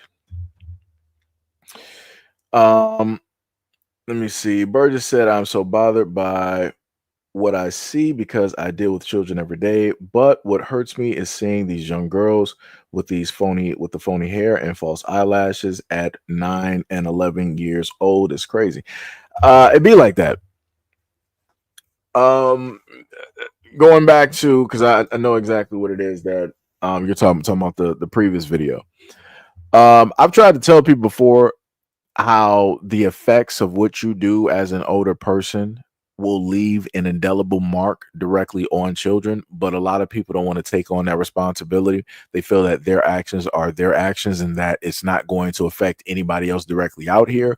But it'd be like that. Like, trust me, I've seen a lot of young girls out here at very young ages wearing makeup, false eyelashes, and even in some instances, lipstick. And I'm like, what are y'all doing as parents? How are you allowing these little girls to walk out the house like this? Like, this is insane. But like I said before, it is what it is. I can tell you that it's wrong, and I know the potentiality of all of these things, and how you're putting a marker directly on this child for the weirdos directly out there to start paying attention, to start looking, because they're looking and they're angling and they're managing certain things and trying to figure out if you're actually paying attention or not, and all this. Like I said, I've tried to put out so many warnings over the years. I get tired. It's like it's an endless fight. And it seems like when you want to take on the responsibility to basically try to hold down that thing and try to bring awareness and to try to get everybody involved, hey, nobody is trying to, really care. And I'm like, all right, whatever. Like, whatever. Like I said, I do not hope for any of those things that I've ever covered to happen to anybody's kids. I really don't. I do not at all. I wish for the safety of every single child directly out here. But I guess people got to sit up there and learn the hard way. I guess people got to wait until these things hit their doorstep in order for them to actually care about their child and what it is that their child is doing and all this other type of stuff. Like I said, there's nothing I can do. It's nothing I can do. Even with the little bit of light or whatnot attention that I can get on this platform, there's nothing I can sit up there and do. Like I said, only one man. Only one man. And I can't sit up there and tell you with those stories if I've made a dent in anything or whatever. To me, it feels like pretty much useless, realistically, just to be honest. It feels useless at times, and it feels like a waste. But yep. Maddie said the Second Amendment is important. Yeah. Dorsey said, now you see how white people really feel about Hispanics. Yep. ZS said white males are far more the most dangerous men to exist. The Money said, because it's all still funny at Sham. Oh, you talking about Sham. Hey, Bushido, what is up? What is up? Not much, man. Just sitting up here doing a live stream as usual. Is that supposed to be like Mac 9? I don't know. I'm not even sure how to pronounce the name. 2000 said if it was the other way around, it damn sure wouldn't be a hate crime. How do we get there? How do we even get there? Like this is what I'm trying to figure out, right? When people happen to see a crime being committed, right? We should just be able to look at the crime being committed. It shouldn't go to the effect of like, oh, well, if this happened to somebody, white, nobody will list this as a hate crime. Well, this is the thing. If white people happen to have a crime committed directly against them, usually what tends to happen is that nobody is yelling, I guess, what you would be concerned with a racial slur, whatever that would be. I'm not even sure what that would be realistically. I couldn't even tell you what that would even be when it deals with like white folks. Because realistically, historically, y'all don't have anything that severely like what this is what I'm trying to figure out. What words out there for white people, right? When y'all say that, oh, but if the shoe was on their foot, right? What words out there is really hurtful to you? That's what I want to know. Like, honestly speaking, because anytime that I've heard or looked directly at white people, I can't name you a word that actually really gets at white people. That they were like, that's a slur. You're being racist. It's like, no, that's just you being like reactionary, being, quote unquote, tongue in cheek because you want to throw this back at other individuals who consider you racist. But I'm saying just plain as day, I'm like, what do you even really consider like a word that's like hatred towards you, that actually really offends you, that gets you to your core, where you just are really, feeling sad and you're reminiscing about your ancestors? I can't give you nothing. Out of all of the time that I've been on this planet, I cannot list a word. Can't list a word. Can't list one. Try to start making everything about race in your life in your life will improve. What? What? I'm trying to figure out what parts of the live stream are y'all even coming in at. you y'all had to be dealing with the antebellum South slave mansion plantation thing. That has to be it. That's where some of y'all got to be coming from. Because good lord, because the comments ain't even matching up now. Golda said they don't like the darker Hispanic ones, not the white ones.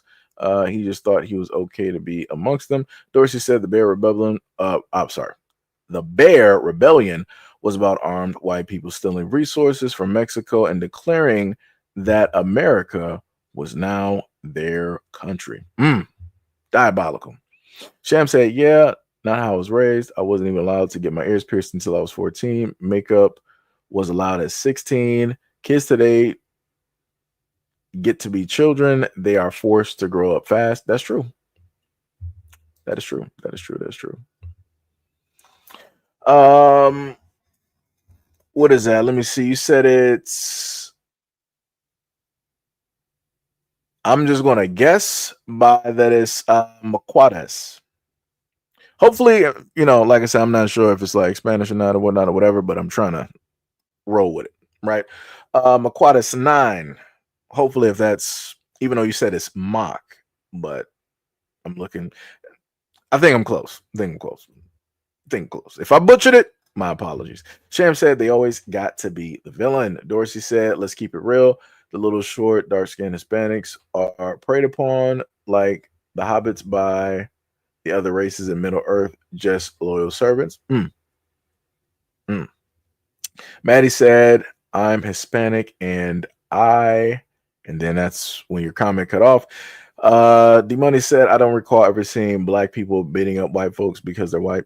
Yeah, that's what I'm saying. I'm like, huh? I'm like I said, I've never lived around those areas, and I grew up in Detroit, and we got white people there, white teachers, all of that. Yeah, I guess I don't know. Yo, Living Tree from Hawaii. What is up? What is up?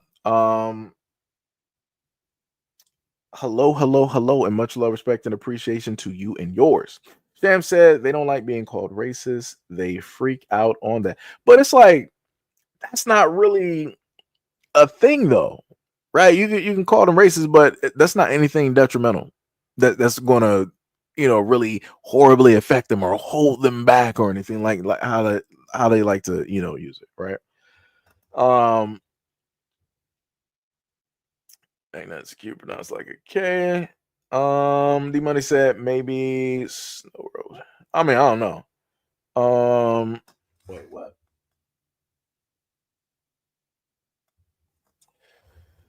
Yeah, we got some troll directly in there. I don't know what's going on there.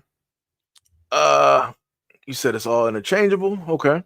Dorsey said they watched 70s TV and remember when black people were no longer their property. He said the Q sounds like a K. All right. D Money responding to the troll up there said, which Jesus? You said it means holy in Arabic. Okay. That's dope. That's pretty dope. That is pretty cold. Pretty cold. All right. So next we got another video directly out here, and it's going to be dealing with the Black Americans.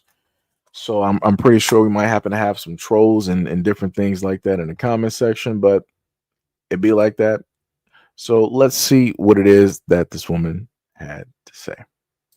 Black Americans, foundational Black Americans, Sulan, are at the center of the Supreme Court justice decision today.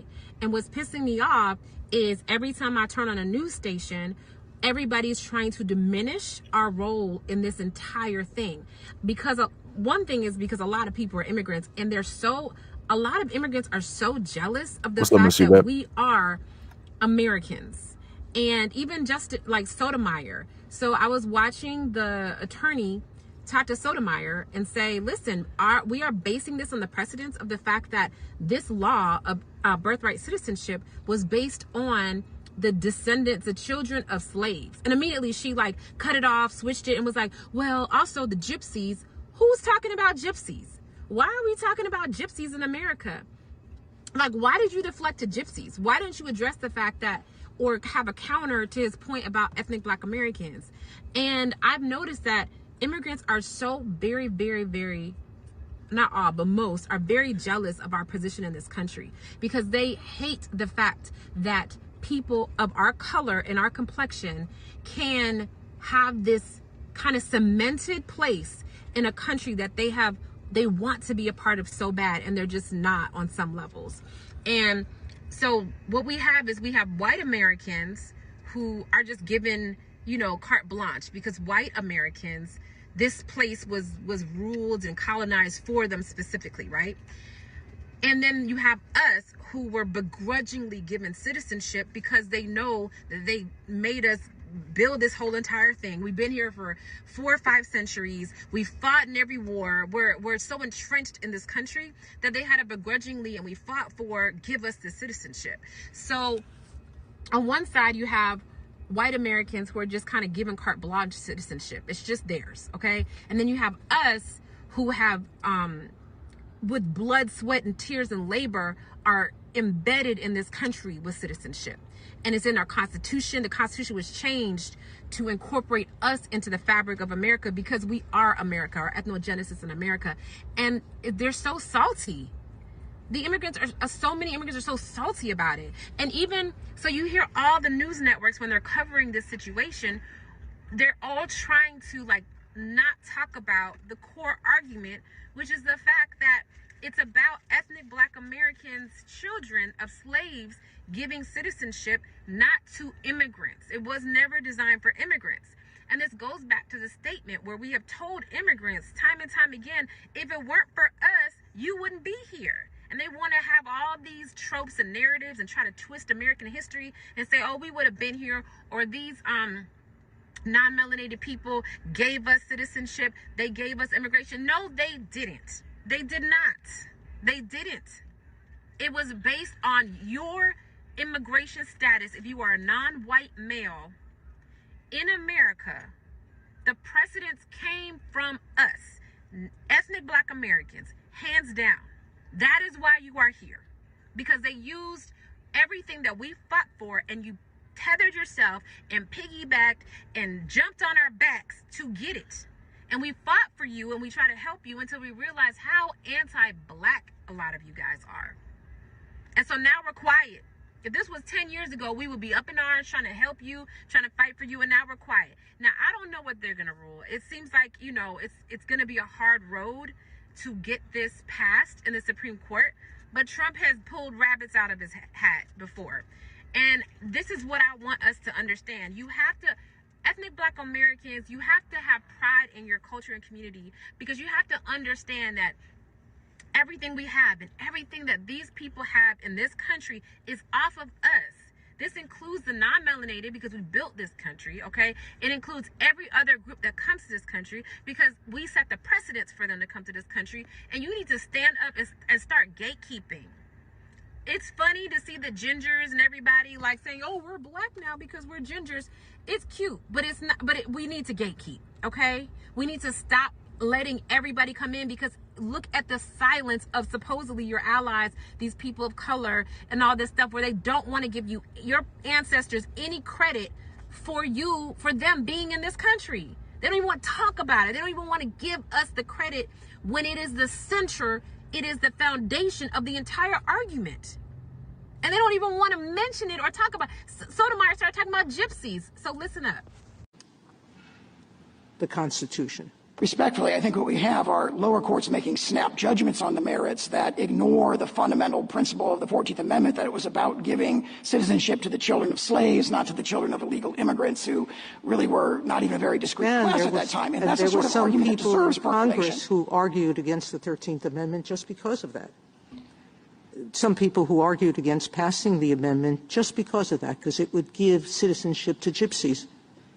I think the relevant history of the 14th Amendment is the statements of Senator Trumbull, who emphasized that domicile was the key criterion. He said that in a letter to Andrew Jackson. And we've cited in our Ninth Circuit briefing a host. Right, so we were able to hear that, and she made some very great, valid points. And I've highlighted quite a few times how you have those who are immigrants who come from elsewhere, melanated, right?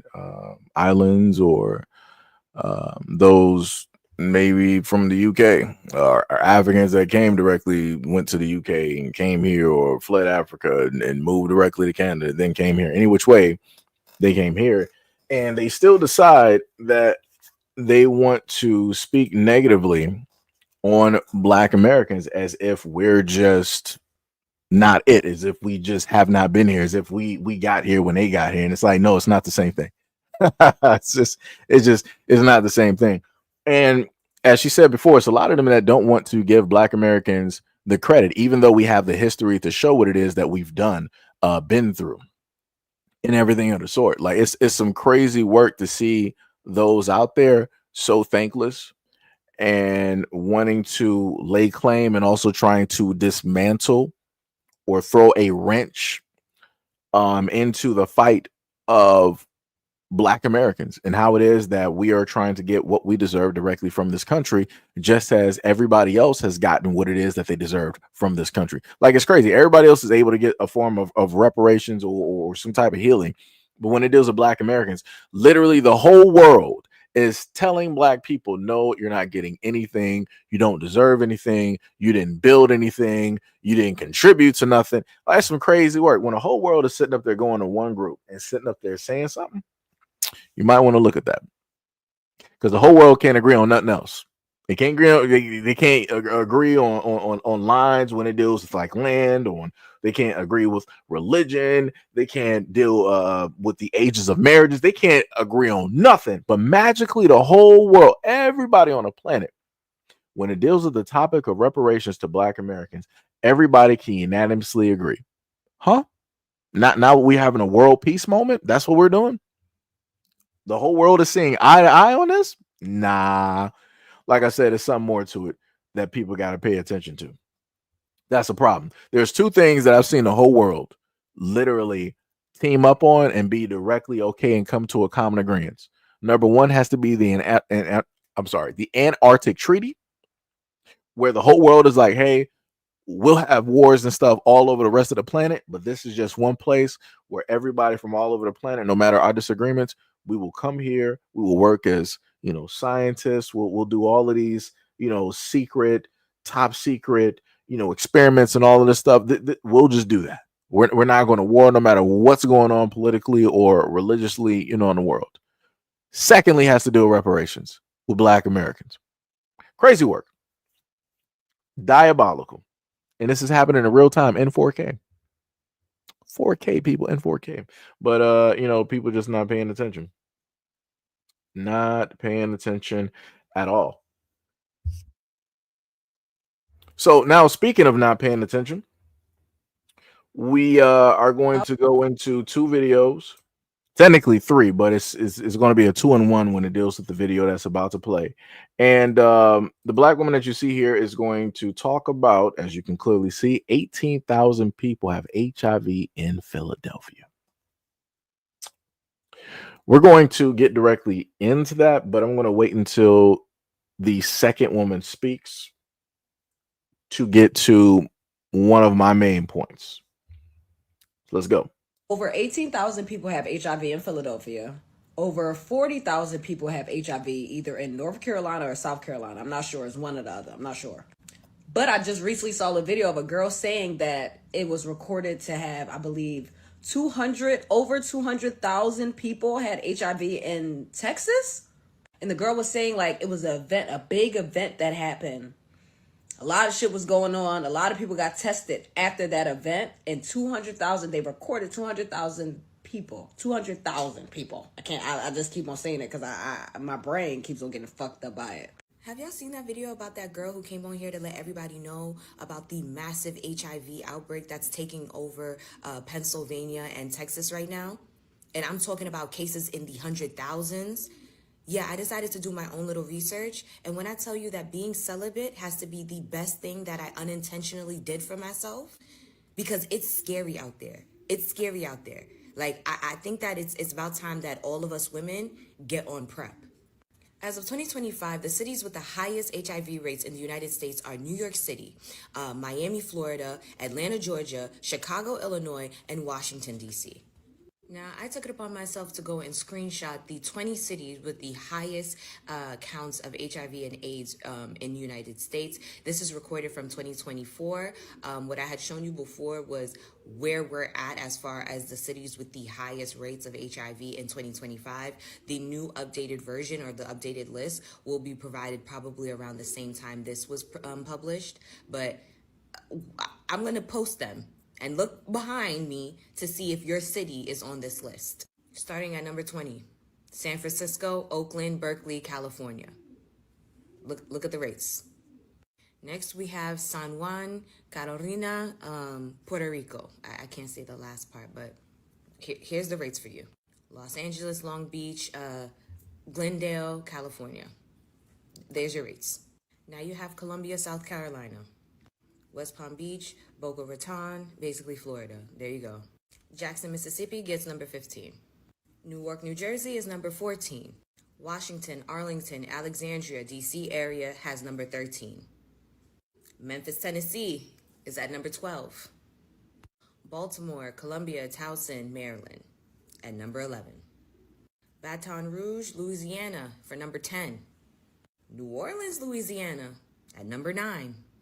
Atlanta, Sandy Springs, Alpharetta, Georgia is at number 8.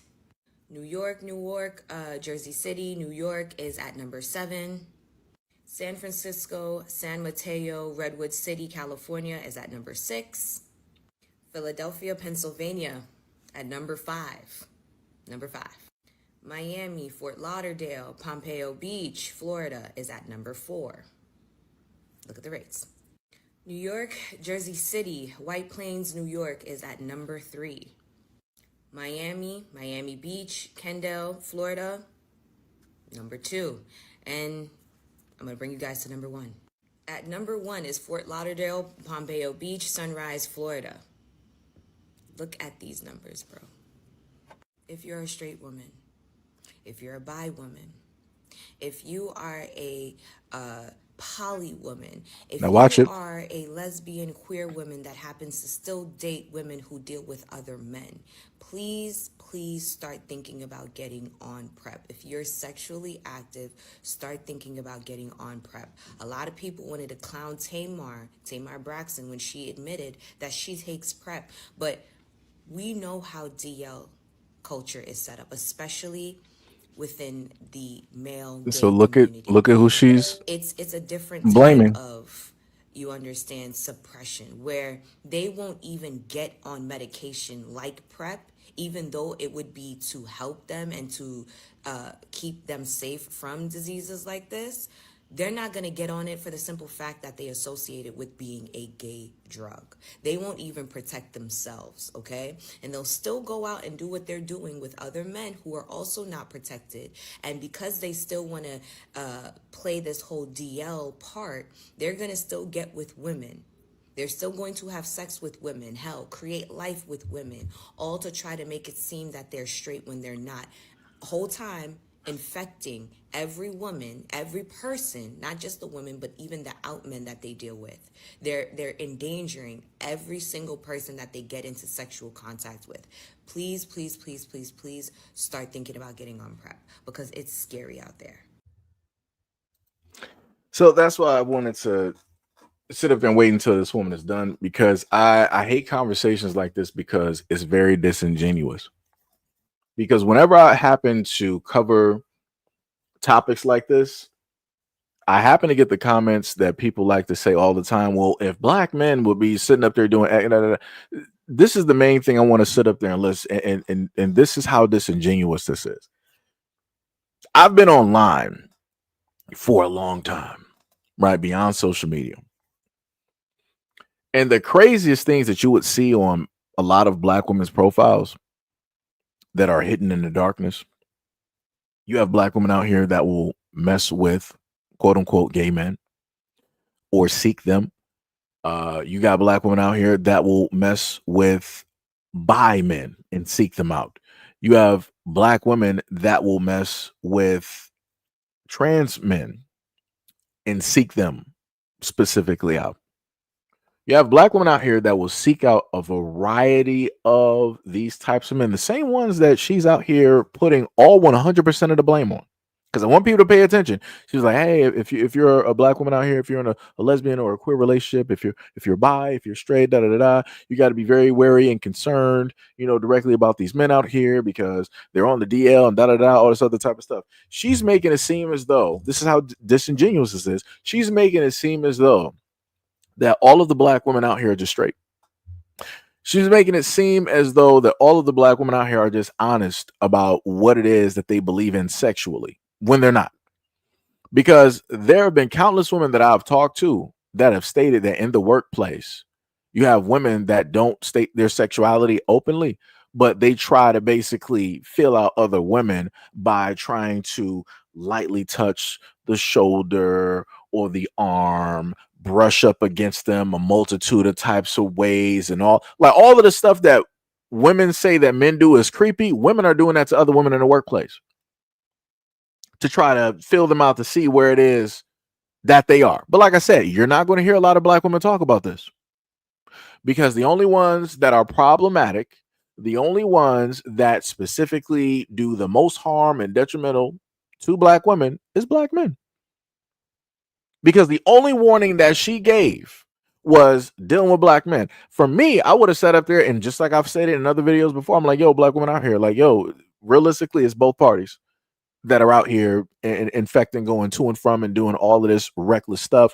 If I wanted to showcase the videos and it was able to do it directly on YouTube, I would sit up there and do that, because there are tons of videos to basically prove the perspective of what it is that I'm talking about. And again, people got to understand there are more women out here than there are men.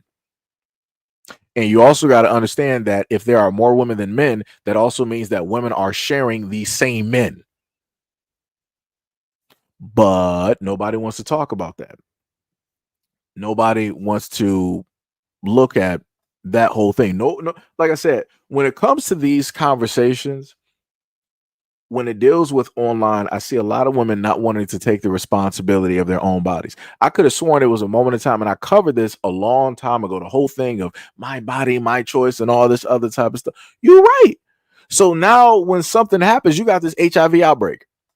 I wonder how many women out there are solely blaming black men for this, as if black men just took over their bodies and just made them do whatever it is that the black men wanted them to do. Or was it that both parties had consensual relations? Which one is it? Because this is the type of stuff that I'm not for. Like, I don't like stuff like this.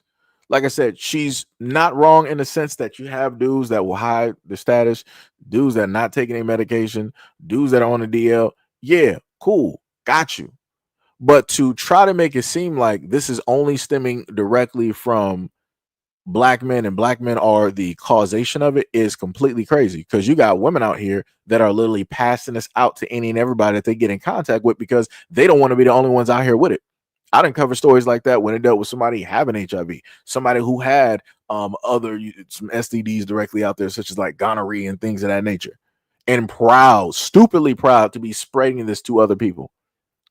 But nobody wants to talk about that. Nobody wants to highlight that. Nobody wants to say that that's problematic. It's only problematic when you can happen to point, hey, black men are the causation. They're part of, they're 100% of the problem. Some crazy work.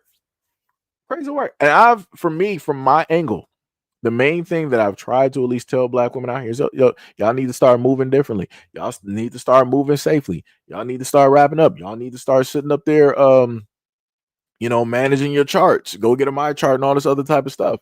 Because I'm like, realistically, because I'm just going to sit up there and be honest, regardless on how this sounds, it is not up for another stranger to care about your body. You are the only person that is supposed to care about your body. Your body is your temple. It is up for you to take care of your own health. If you know what vitamins you need to sit up there and take every single day to grow your hair or to have your skin shining, and you know the type of makeup that you need to use in order to seem like the type of person that you are, what you need to be the main one to sit up there and manage everything internally. You know what pads you got to use, right? You know that you're not going to be using, tampons because they might be harmful, carry certain bacteria. So you're going to be sitting up there using pads. Or if you don't want to sit up there and go through periods, you know that you're going to put yourself on a certain diet that is not going to have so many chemicals that's going to react internally with your body, therefore lightening your period to either a little bit to none at all. On top of that, also working out. Like I said before, I can list off things. I'm not even a woman, but I pay enough attention. And I've at least watched enough to have a little bit of an understanding to, put some information directly out there. But like I said, even with me doing that, taking out that initiative and that time, people still don't want to sit up there and listen. People still come to me, be like, "Oh, but Seji, but if men would do that, if you take yourself out of the equation, right? If women take themselves out of the equation, let me see if I can go back to right. So we had the whole thing going back to the first video where this woman said 18,000 people. What would be the percentage of those people if women were not in that equation? If women took themselves out of that equation, how many black women would be affected? Guess what? None. See how that works? See how easy that is. If you know that you got people out here that are reckless with their bodies, number one, you can practice celibacy. You can be abstinent. Number three, you can decide to sit up there and go get tested with each and every partner that you decide to get. And I promise you, 99.9% of the time, people that want to go willy-nilly out here and just have relations with whoever it is that they want to have relations with, they're not going out there and getting tested. You got so many people out here that just sleep around on the first date, on the first night. They just met each other. Bow. They're in the back of the club somewhere. They're in the bathroom, back of the car. They're at the park. They're doing whatever it is that they're doing, with or without protection. Don't know anybody's status. Don't know if somebody might have inner mouth sores in the back of their throat. They don't know if they might have just suppressed them with some type of medication, but still has the possibility to pass stuff. You don't know what's going on, but you're out here kissing, dibbling, and dabbling, licking and slipping all on everything. That's some crazy work. That is crazy. That is crazy. Diabolical.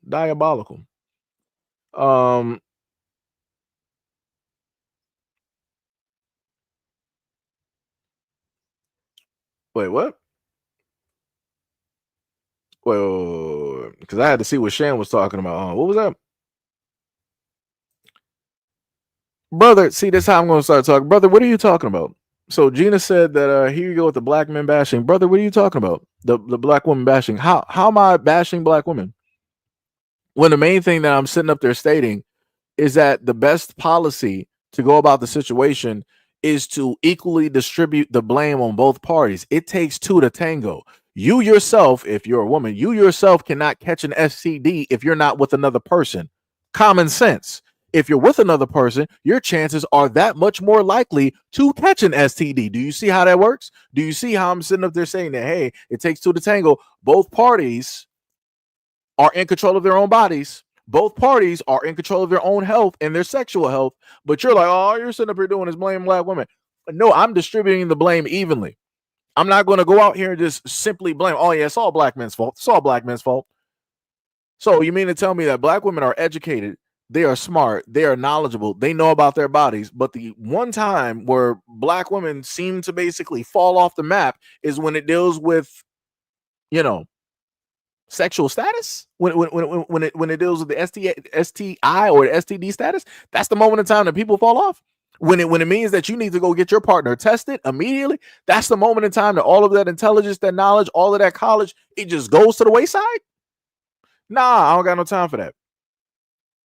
I don't got no time for that. If I'm going to say that black women are intelligent, they are intelligent, and black women are intelligent and should be intelligent enough to know their status and to get each and every one of their partners tested whenever it is that they want to sit up there and do stuff.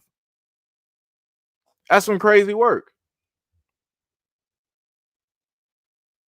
Next, you said, are you black men can do is, I think that's supposed to be all. Let me look at my keyboard real quick. How did you mistype that? because I'm looking at A, R, and E in the same area, and L is all the way on the East Coast on my keyboard. So I'm like, how did you? Anyways, like you said before, you said R you black man can do is Blaine. Right. You mean like David Blaine? You mean like do like magic or something like that? Like sleight of hand, type of thing, or some Houdini type stuff, right? All you can do is blame black women for everything. So what part of the live stream did you we've been going for about like a minute and 54? What part this has to be the only part of the live stream that you came in on. You didn't come in on any other part. Like, do y'all have like a spider sense? Whenever you think that a black man is just like hating on black women, like the spider senses just goes off across the net and it just sends you to somebody's platform, which, oh, this Negro over here I said some talking about black women. It's like your brains go off like Professor X when he was having like a headache trying to read Apocalypse's mind. Like, it's some crazy work. Like, are you serious? That's all you're sitting up there getting from what, brother? This is why I told y'all before. Y'all got it. There's nothing I can do. There's nothing I can do. You said, I'm done the minute I think one of you guys are cool. You do some crap like this. Brother, what are you talking about? What are you talking about? Like what are you talking about?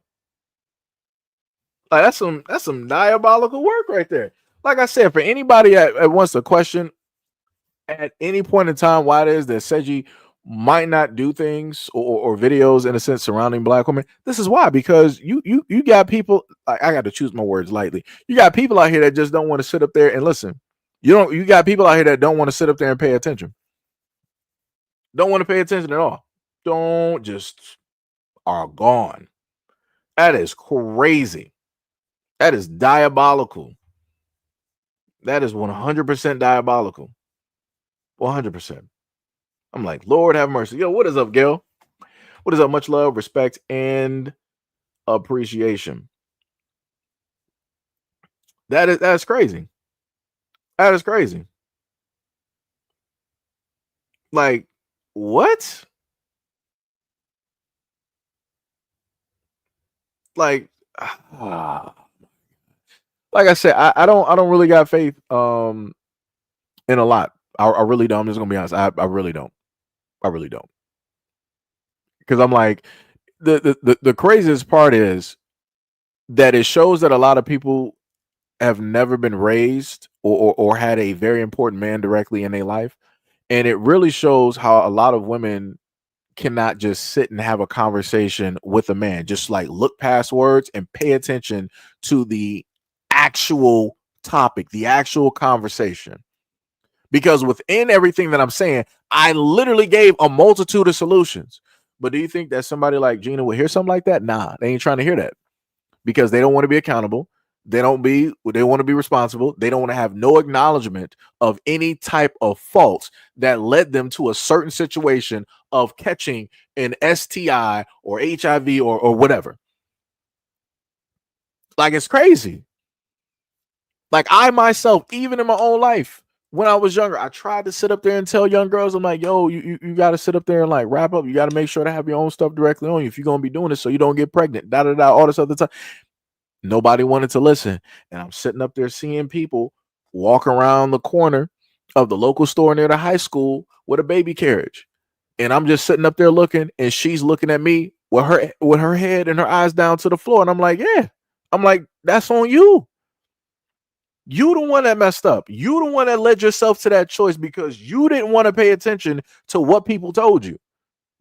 Hold your head up high. You stand 10 toes down, just like how you stood 10 toes down when you decided to get pregnant, when you decided to have unprotected relations with that dude who probably ain't even in your life or that child's life still to this day. But like I said, I'm the bad guy though. I'll be the best one out here. I'll 100% be that villain. I'm just going to do it my own way. Like I said, this is crazy. 100% crazy. 100% crazy. Like I said, shout out to Gina though. That's you. You are completely You cannot have any accountability on anything in your life. Somehow, some way, I know that you listen to content creators who solely and only blame black men for their own bad decisions, for the reason that they got pregnant, while the reason why they own 6, 7, 8, 9 kids, for the reason why they up there on Section 8, why the reason they on government assistance, why the reason why their life basically ended at that moment in time that they got pregnant. I promise you, somehow, some way, if it's not the black dude who got them pregnant or black guys that they share amongst with other black women, somehow, some way, it's going to be the black father's fault. He wasn't there enough, or he just wasn't there at all. Somehow, some way, everybody else is going to be to blame, but you for your own decisions. You got that. I pray for your daughter if you ever have one, or if you have one, I pray for her. I hope that she does not have your mentality. I hope she does not move or act like you. Some crazy work. Anyways, the main thing that I wanted to tag up with this video, because this is the perspective that this lady here wanted to take. I wanted to give a different perspective when it dealt with this whole situation. So we're going to take a listen to this one here. As somebody who studied human sexuality quite extensively, it's really good to hear so many people freaking out about apparently an HIV outbreak that's been happening across the country, because whether people want to admit it or realize it or not, it doesn't matter if you are in a committed relationship or not. It doesn't matter if your partner claims that they are straight or not. It doesn't even matter if you are a lesbian couple. It can be transmitted if there is any ounce of infidelity of any kind or drug use. Hold on. Let me just highlight this. Bro, I don't know if you're a troll. I don't know if you're black or not, but let me just speak this for anybody, for any other black dude out there that's on like the whole McGow, save yourself and all that other. Like, dog, if you like dating like Latin and white girls, like, yo, that's great. Kudos. That's, like I said, I don't understand why you gotta always bring that up. I'm a little bit confused. I don't understand. Like, if you got like 10 Latin girls or 10 white girls, Asian girls, whatever it is, like basically lined up, like, dog, your whole week and everything should be like filled. You should not really have the time of day to be fixated on conversations like this. You should be elsewhere, realistically. And that goes for both the black guys that like doing this on this platform, and it also goes for the black women that like sitting up there talking about and hyping up white guys and all this other type of stuff. Like, yo, there's some clown type of behavior. I'm just gonna be real, some clown type behavior. At no point in time could I ever sit up there and respect or have respect. I don't even care if you happen to reply back that I don't need your. It don't matter. You wanted to be here, so now we're here. At no point in time do I respect any black male that does this. I have no respect for you. No respect, no love, no nothing at all. Because if your selection or whatnot or whatever that you have is the greatest of the greatest, you should be fixated on them. You should be focused on those white girls, those Asian girls, those Latin girls. Matter of fact, you should be really over there with that whole community, just to be honest, just to be real. If this is the type of mentality that you have, and you just can't just like stay within the solace or the silence of your decision, you need to be purely with that community, just to be real. Have them accept you, take on their name and their heritage, be directly up over there, because this type of stuff don't need to get passed down to none of our kids directly in these communities. We got too many problems as it is. This is one less that we don't need. We don't need this. And again, like I said, I try to make this as even as possible. I'm talking about to the black men that do this on my platform quite often, and to the black women that do this on my platform quite often. Both of y'all are lost cause. 100%. No love lost. No love lost. Like, the fixation that y'all got on black platforms is diabolical by itself. Like I said, if y'all were just like here chilling and y'all were just doing whatever, that's cool. I wouldn't even care. But the moment in time that you tell me that this is who you are and you want to let everybody else know, that lets me know that you are not really happy with your decision. Because if you were, you would be elsewhere. Every billionaire and millionaire are happy with their decisions. You don't see them talking to broke people. You don't see them coming to everybody's YouTube and letting them know, like, I'm rich and you're not. They're not doing that. They don't care. Like, they don't see us. They don't see broke people. They don't. They're paying attention to all the other rich people directly out there. They're traveling, going to space, going underwater, deep sea diving with PS3 controllers. They're doing all of that stuff. But y'all can't even sit up there and just stand on y'all decision. Y'all gotta let everybody else know that you're happy. Like, that's stupid. What? Why should I care that you're happy? I shouldn't, because it has nothing to do with me. It's not going to benefit me realistically. It's your decision, right? You have to deal with that and everything that comes with it. But yeah, let me just go back over this again. Honestly, as somebody who studied human sexuality quite extensively, it's really good to hear so many people freaking out about apparently an HIV outbreak that's been happening across the country, because whether people want to admit it or realize it or not, it doesn't matter if you are in a committed relationship or not. It doesn't matter if your partner claims that they are straight or not. It doesn't even matter if you are a lesbian couple. It can be transmitted if there is any ounce of infidelity of any kind or drug use. And unfortunately, a lot of people, way more people than you think, are living double lives. It is sick. It is terrible. It is not okay. But you really have to make sure that you are doing your due diligence when you are engaging in sexual activities with people. Because if they've been with a lot of people, if they have a history of infidelity, if they have a history of even looking the other way at anybody,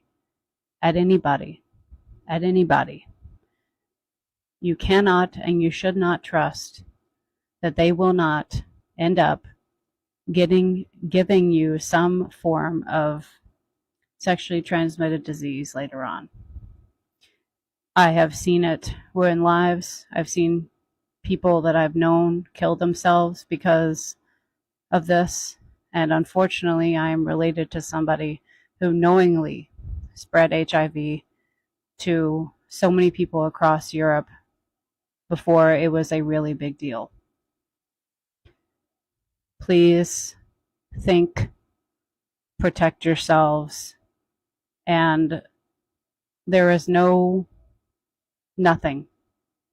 that is worth having your entire life destroyed over a night of feeling like you have to feel something.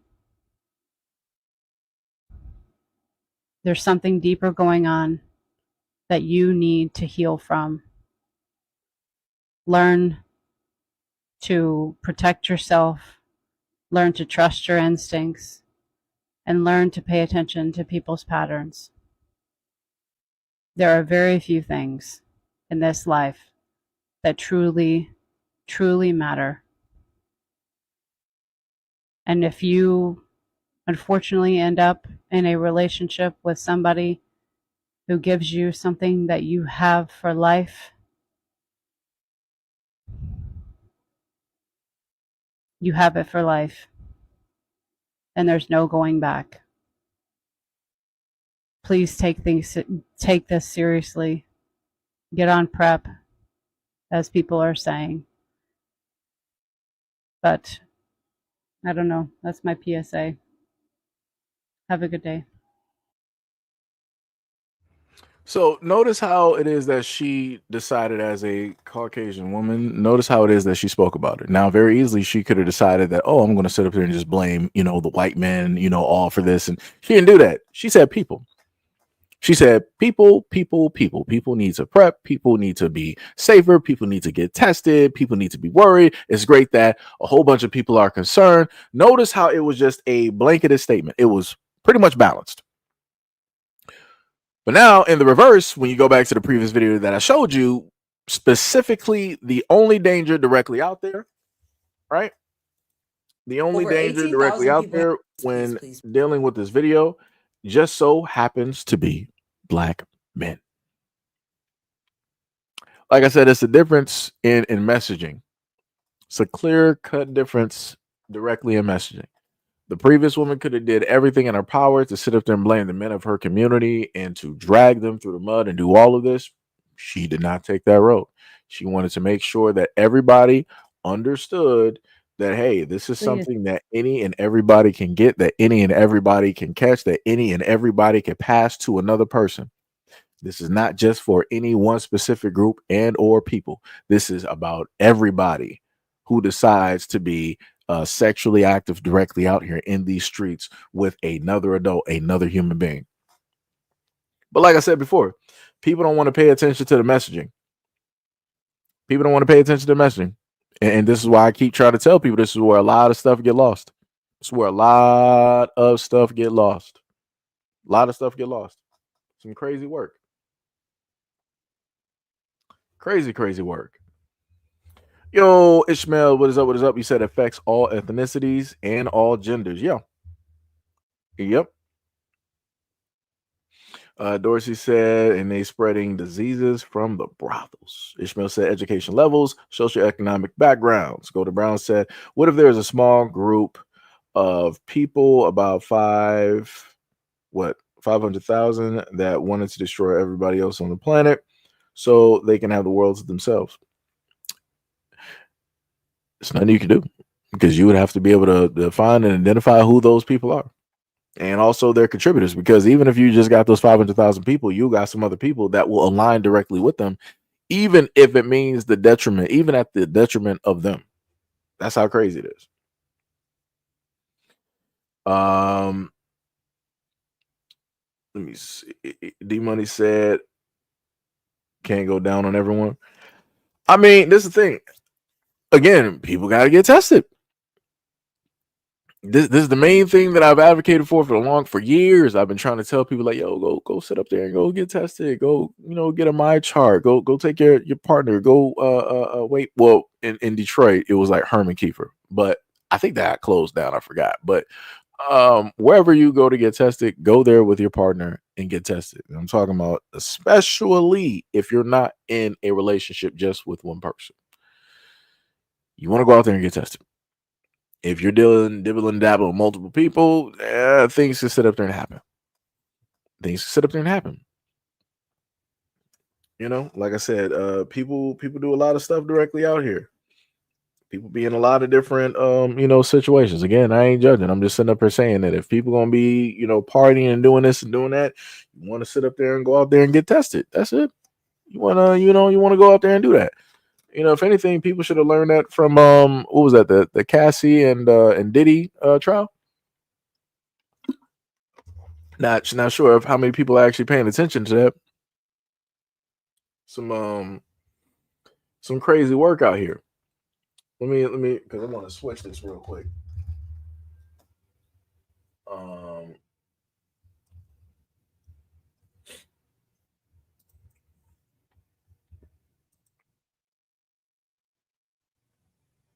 So let me just swap to this real quick, because there's just something I just want to mention real quick. Because there's because throughout the time there was a lot of people that were feeling a certain type of way when it dealt with this whole situation, when the whole Cassie and Diddy type of thing. And the main thing that I tried to make people understand is that two things can happen at the same time. One of which could also be somebody being a contributor factor of them doing certain types of things within that trial, as which has been stated by people who were there listening live. Information has came out and stated that Cassie was strung out at a moment in time. Her and Diddy, sitting up there doing a variety of things, sort of like the whole Bob and you Whitney thing. But it got to the point where Diddy, he's able to work and not fall out for the stuff that he does because he's been doing this for so long. because she's in a sense newer to it, she ended up on the worse end. She just wasn't able to handle taking in a lot of those things into her body. And it got to the point where she got addicted and she had to D was like, oh, you need to, actually go seek some help real quick. It also got to the point where D was like, yo, I'm gonna sit up there and talk to other people and your friends and tell them like, yo, do not enable her, do not give her, this, that, and the third, and all this other type of stuff. She can't handle it. She don't need to really do this. She needs to, get on the up and up, at this moment in time. It got to that point. And I was like, huh. I'm like, it's interesting how it took for a court case for people to realize that the person that you also consider to be the victim also is a perpetrator in a sense of their own situation and demise. Of all of the things that they're in a sense accusing Diddy of, which is, the whole freak off and everything like that, she is a willing participant and a contributing factor directly to those things. So in reality, wouldn't that also mean that she needs to get thrown? She needs to face time just like Diddy? Just saying. Shouldn't she be facing time too if she's contributing? If she's going in there with the alcohol, with the drugs, and having dibbling and dabbling with all of these parties. And then on top of that, they also stated that while she was with Diddy, her let me see, where's her husband at? That's the dude, right? Yeah. Let me just get this real quick. Craziest part to sit up there and find out about this. Let me just put up their picture real quick. Is that it was stated that while Cassie was with Diddy at one of the freak offs, she sat up there and FaceTimed her now husband. Somebody got to explain that to me. And not only that, she was also seeing Kid Cudi. She was also allegedly seeing Michael B. Jordan. This woman was moving.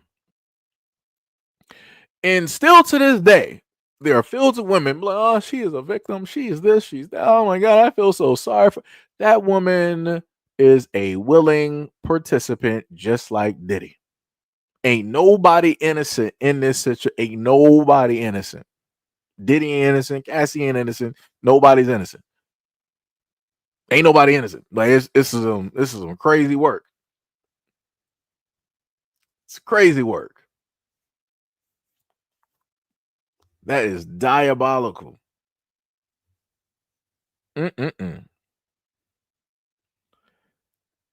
Ishmael said, in the eyes of society, Seji, women are given the benefit of the doubt. There will be questions about why or how she becomes a perpetrator and what factors contributed to female privilege. No, you are right, but somebody made a good point. They said that women like Cassie will always be deemed or seen as innocent, right? Nobody would ever believe that she would do something like that. But if you see somebody like Sexy Red, right? We've all seen Sexy Red. But because how it is that Sexy Red carries herself, and also because she is darker complected, everybody's going to automatically believe, oh, of course she's wild. Of course she's going to be doing this. Of course she will be into that, right? But again, going back to Cassie, look how she carries herself. Look at the presentation, right? Head is directly up. She's not really wearing anything to, revealing and everything like that. She's not really doing too much when it deals with makeup and all that other type of stuff. And again, skin complexion, she is light. So again, there's a lot of contributing factors on why it is that people are at this moment in time shocked. I'm not shocked. I am not shocked about this at all. But yeah, like I said, it's it be like that. It is crazy.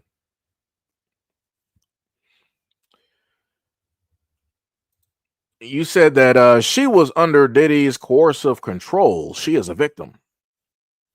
So when her and Diddy, let me get this straight, right? So when her and Diddy has separated and she opted to see other men, many men, right? She opted to do that on her own accord and still continue doing the exact same things. You mean to tell me that Diddy just had this long invisible leash directly on her? That's what we're saying. That's what I'm supposed to sit up there and believe. And like somebody else stated, everybody's like, so you think that just because Diddy is in court, everything is shut down, right? You think that these same parties are not still happening? It just moved to a different address. It's just a way more low key. It's way more private. That's all it is. All of this stuff is still happening. It is literally still happening as we speak. And y'all sitting up here just focused on Cassie and Diddy. Like, Diddy is the worst. I can't believe somebody like, It's like, really? I can list you worse people that were doing worse things. But y'all wasn't trying to talk about bringing them to trial. Y'all wasn't trying to talk about releasing that information. That's also because the men that I can list are not black. Crazy work. Crazy how that works, though. It's crazy. Diabolical in nature. And as I said earlier, ain't nobody hands clean in this situation. Ain't nobody hands clean.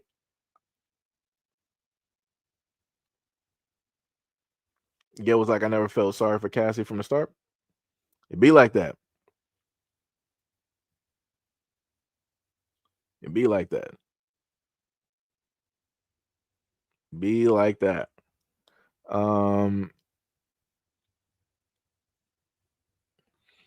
Let's see what else I said. I'm trying to go through. You said one thing I learned from therapy is that you can be all three things. You can be a victim, an abuser, and the hero all at the same time. She was greedy and stepped into that for money. You know what? I'm glad. Let me highlight that, Sham. I'm glad that you listed that because somebody also listed the fact that before Diddy, Cassie was actually with somebody else.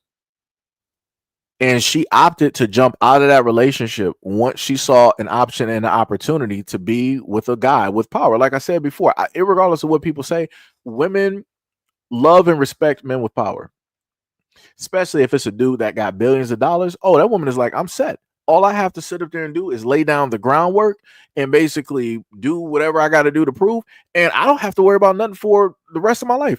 If you give women the opportunity right now to basically prove themselves to be with some type of multi-million or a billionaire, a lot of women would jump at the chance of doing it because a lot of women ain't trying to sit up there and be doing this bill to bill, having to sit up there and work and struggle and do all of this and work. Nah, a lot of women out here want an easy life where they just wake up and do whatever it is that they want to do. And every day is a different day. There is no set schedule. They might not even have no kids to sit up there and do it because they might either not have no kids or they got a nanny or whatnot or whatever. They up there on like a yacht. They sitting up there seeing stuff they only see in the magazines. If you give the option to women to either want to live the hard life that they got right now or to live pretty much a carefree and easy life by being with a multimillionaire or billionaire, a lot of women are going to choose the latter. Cassie chose the latter. She decided to be with a billionaire. Whoever it was that she was with in the beginning, she was like, deuces, you can't do for me the things that I need. I'm going with Diddy. And that's what she did. And she did the work that she needed to do to be able to get the things that she wanted directly out of life. It don't matter if it dealt with beats, music, if it dealt with features or just not even having to bring out an album no more because Diddy is going to take care of her, which he did. But you know, you said no doubt Cassie. Let me see. I want to say Mac. I had it right the first time, and then it just left me. We're just gonna say M9 for short. M9 said, no doubt Cassie was complicit, but the problem for Diddy is that when she was ready to bail, he was putting foot and hands directly on her. What they tried to state is due to the effect of the amount of narcotics that they were taking, he pretty much blacked out. That's what they're stating. They're contributing the heavy usage that they were doing, that both parties were doing. They're trying to contribute that to the situation of which unfolded at that hotel. Like I said, Ain't nobody clean directly in here. That's all I'm sitting up and saying. I'm not batting for anybody. I'm just saying ain't nobody innocent. Everybody was a willing participant in the good, the bad, and the ugly that took place. And they also listed at one point in time that Diddy had OD'd, but nobody actually heard or knew directly about it up until that court case. So there's also that as well too. So just gotta put that out there. D Money was like, I'm not kink shaming, but man,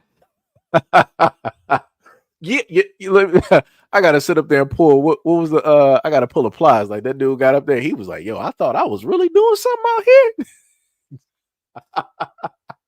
And he was like, after listening to that trial, he was like, "I ain't even scratched the surface." Yeah, it's like people don't even when a lot of people say that they get down, they are actually getting down. They are really sitting up there, getting down. So yeah, like I said, people learned a lot. People are learning a lot. That the things that they're doing now ain't nothing.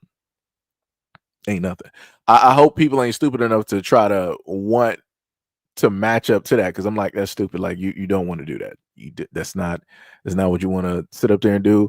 Shout out to TLC where they said stay with the rivers and the lakes that you're used to. Whatever it is that you just been normally doing, just stick with that. Stick with those rivers, lakes, those ponds. Stick with that. Be a little goldfish in that bowl. Don't try to deep dive in the ocean and you ain't prepared for the pressure. Don't do that. Don't do that, because you will drown. Your body will cave in. Don't do that. You are not emotionally ready for everything that you would have to take on dealing with those situations. You're not ready. Don't do it. Don't do it. Ishmael said they're barely given a doubt, right? Kinsella said she was a commodity passed around.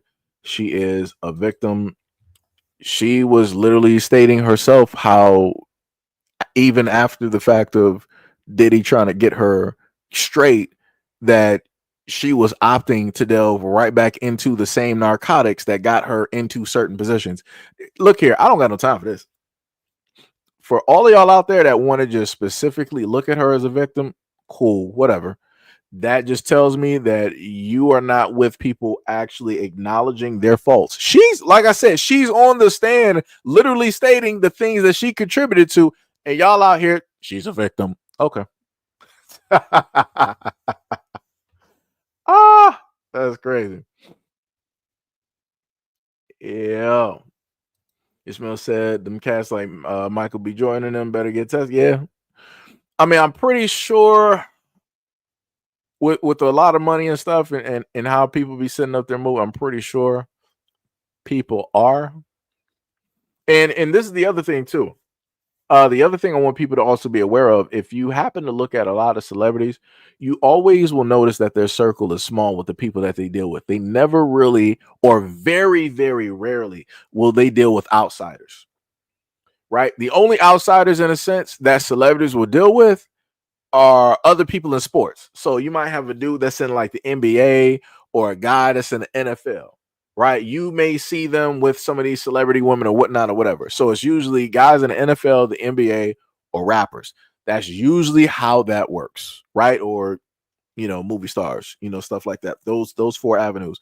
Very, very rarely do you happen to see celebrities bring in an outsider, because that's a lot to deal with. It's already enough.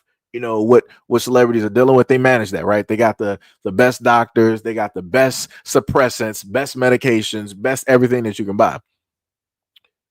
When you bring in an outsider, you're throwing a wrench directly into that whole well-oiled machine, of which people are pretty much used to.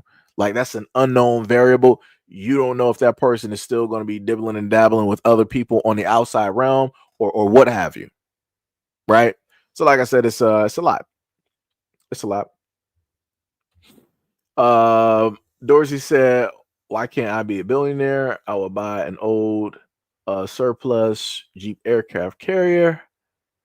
That way I can call a Jeep carrier and refit it as a floating casino. Yeah, that'd be dope. That'd be dope. I don't even gamble, but that'd be actually pretty fly. Ishmael said, remember Diddy was messing with Laura Harvey? Oh, yeah. Wonder if she wasn't freaked on. She messed with his son. Yeah, she did. Lori Harvey, she was with Diddy and his son. Trust me. She, like I said, you got to look at if you look at any of the women that have ever been with Diddy, I promise you, J-Lo included, a lot of these women, like I said, Young Miami, she was out here, unlike all the other celebrity women. Young Miami was out here telling people what it is that she's into, what it is that she does.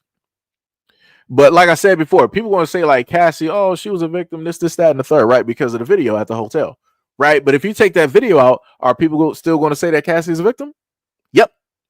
Even though you got Young Miami and J-Lo that have more than likely done similar or the same things that Cassie has done.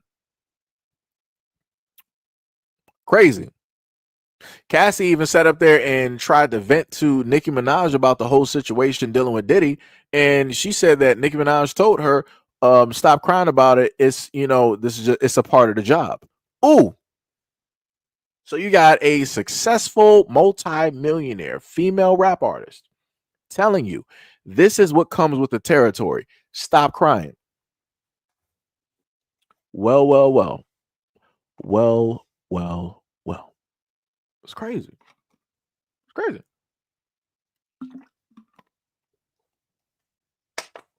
Diabolical.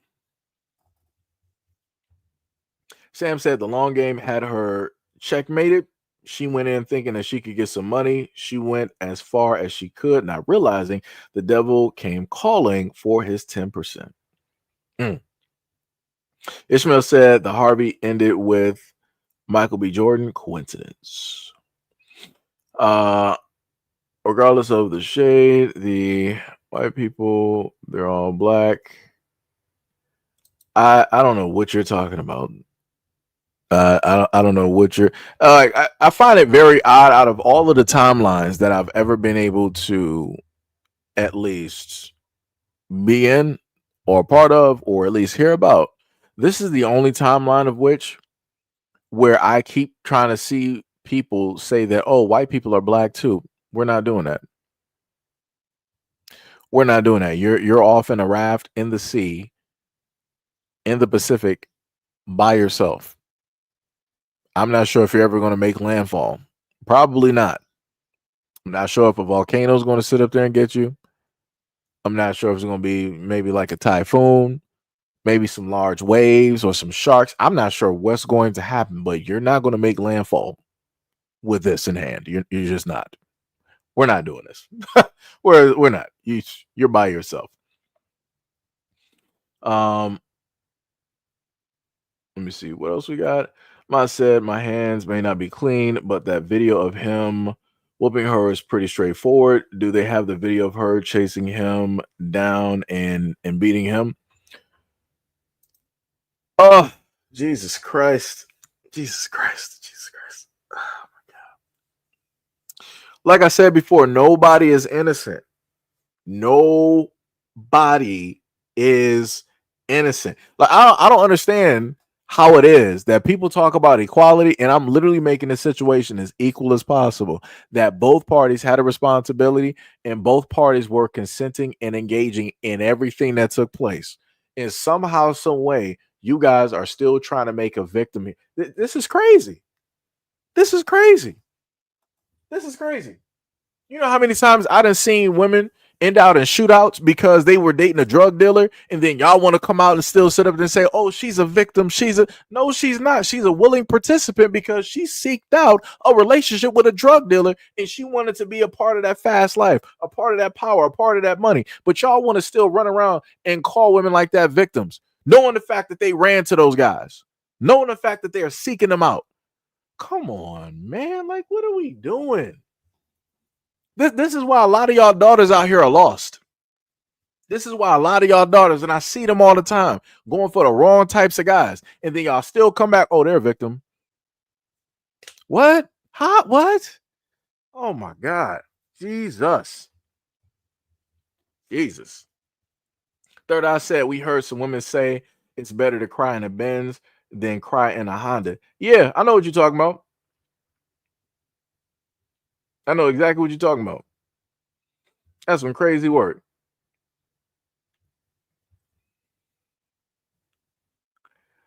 Gail said one of Diddy's aliases was Frank Black, and she named her first son Frankie. Let that sink in. That's diabolical. Diabolical.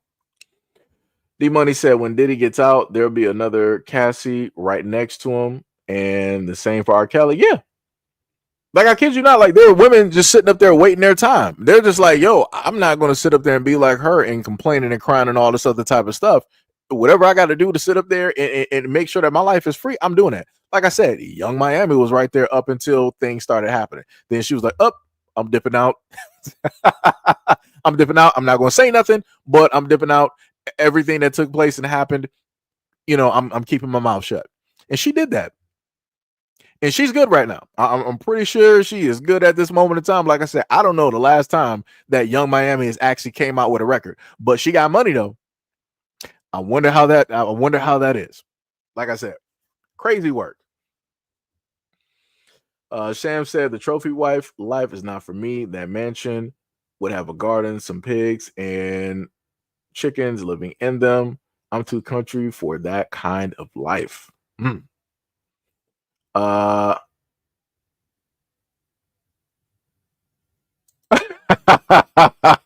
This man third eye was like, yo, prove it. Because I think somebody did say there was like a billionaire in chat, and third eye was like, prove it with a 200K super chat. That's crazy. Oh, that's crazy. Dorsey said the NWO used animalistic impulse of men to strip them of wealth and power, child support, alimony, and alike. Kinsella said, I'm too cheap to hit the button. Ka-ching. It's crazy. D Money said, yep, both parties were heavy users and had no control over their actions. Yeah. Yep. Sham said, oh, you talking about to go? Let me see. Yeah, M9 said that's right. Don't go chasing waterfalls. Yeah. Gail said, does she have any walls? Oh, wait, I forgot. She can afford V rejuvenation. Yeah, that's true. Yo, I finally made it down there. Shout out to Ishmael. What is up for we're going to round it up to a $5 donor. Much love, respect, and appreciation. You said a little paint there where it ain't. Salute to the chat. Much love, respect, and appreciation. Sham said, I'm comfortable wading in the river. Simple living of a simple girl like me. It's like quiet and drama free. The rich life ain't what people think it is. Mr. Dorsey said, women can't live with them and can't sleep without them, but I am willing to try. Ishmael said, geez, a part of the job. So I wonder what Nikki had to do. Diabolical work. Hey, it'd be like that. Nikki, I mean, she might not have had to really deal with as much as Cassie. Like I said, she was with, Young Money for a while. And, some things may have taken place or happened, but it probably wasn't to the extent of where Cassie was. Like I said, it's different money brackets, different things that people require, and all this other type of stuff. So, Mahoko, what is up? What is up? You said, hey, Seji, happy Saturday. I don't think Cassie as a victim when it comes to these freak offs. Yeah, same here. D Money said Cassie don't care about Diddy's wife while she had her spot. Oh, that's a great point. And that's the craziest part.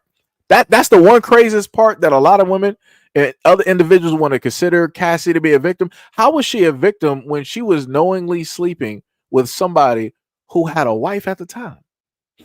How does that work? That's still a victim? Huh? And you know that this dude is actually, he's in the public eye. It's not like this is a secret billionaire. His life is in the public eye. You can research these things. That's some crazy work. Cassie, this man said Cassie didn't care about Diddy's wife while she had her spot. Diabolical work. But even with that, women will still say, what? Cassie's a victim. She's a victim. She's a victim. Okay. All right, you got it. Crazy.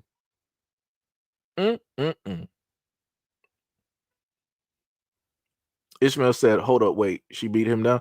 Like I said, I don't know. I don't know. And usually if things do happen in relationships when it deals with men, like let's say that, any interpersonal IPV does happen within a relationship. A lot of guys ain't about to sit up and report that or talk about it. It is what it is. The main people that happen to talk about it, that want to bring it up, are women. Women can literally do the same thing, if not worse, to a guy. I'm talking about like using like knives, bats, all this other type of stuff. A dude would just like shut up about it. It's all right. It's whatever. A little scuffle would not happen. It's, it is what it is. We ain't gonna dive too deep because there ain't no reason to do it, right?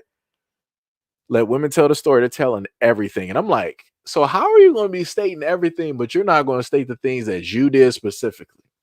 Crazy work. Like I said, how people portray themselves as victims. It needs to be studied. Gail said nope, but they have text transcripts of her threatening to have him no longer exist.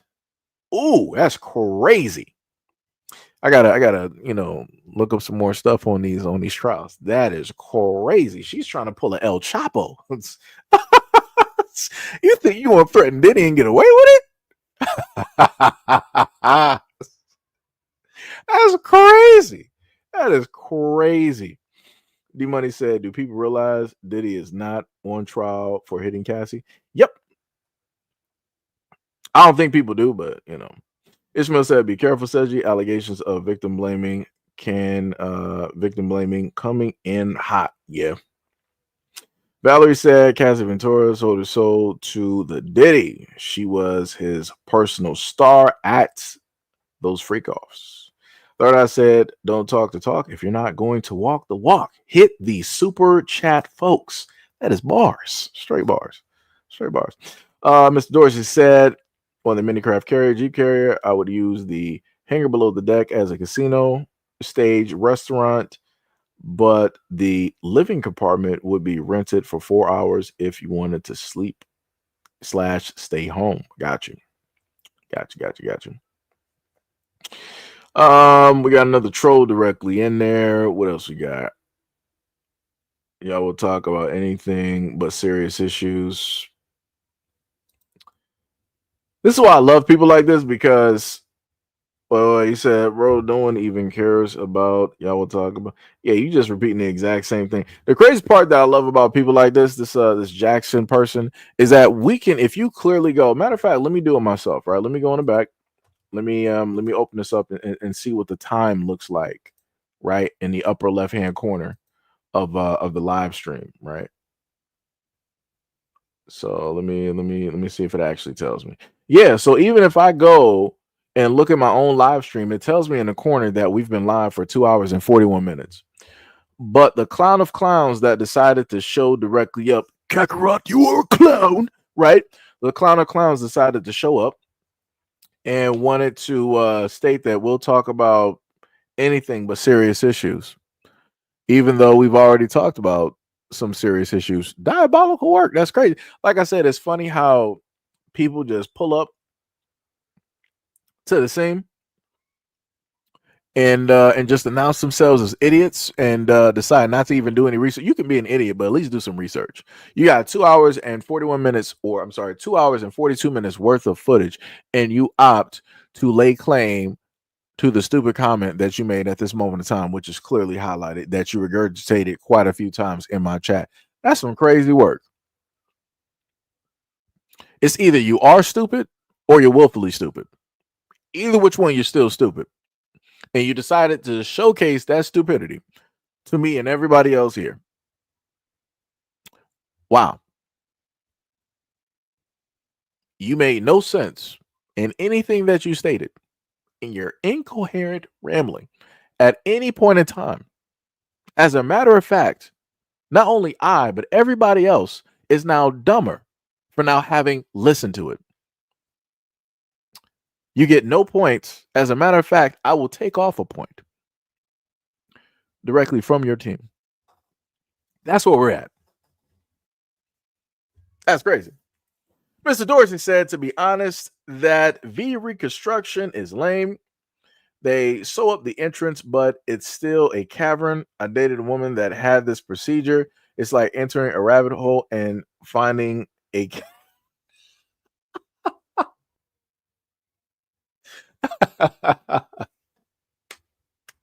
yo, let me. Oh, that's crazy. That is diabolical.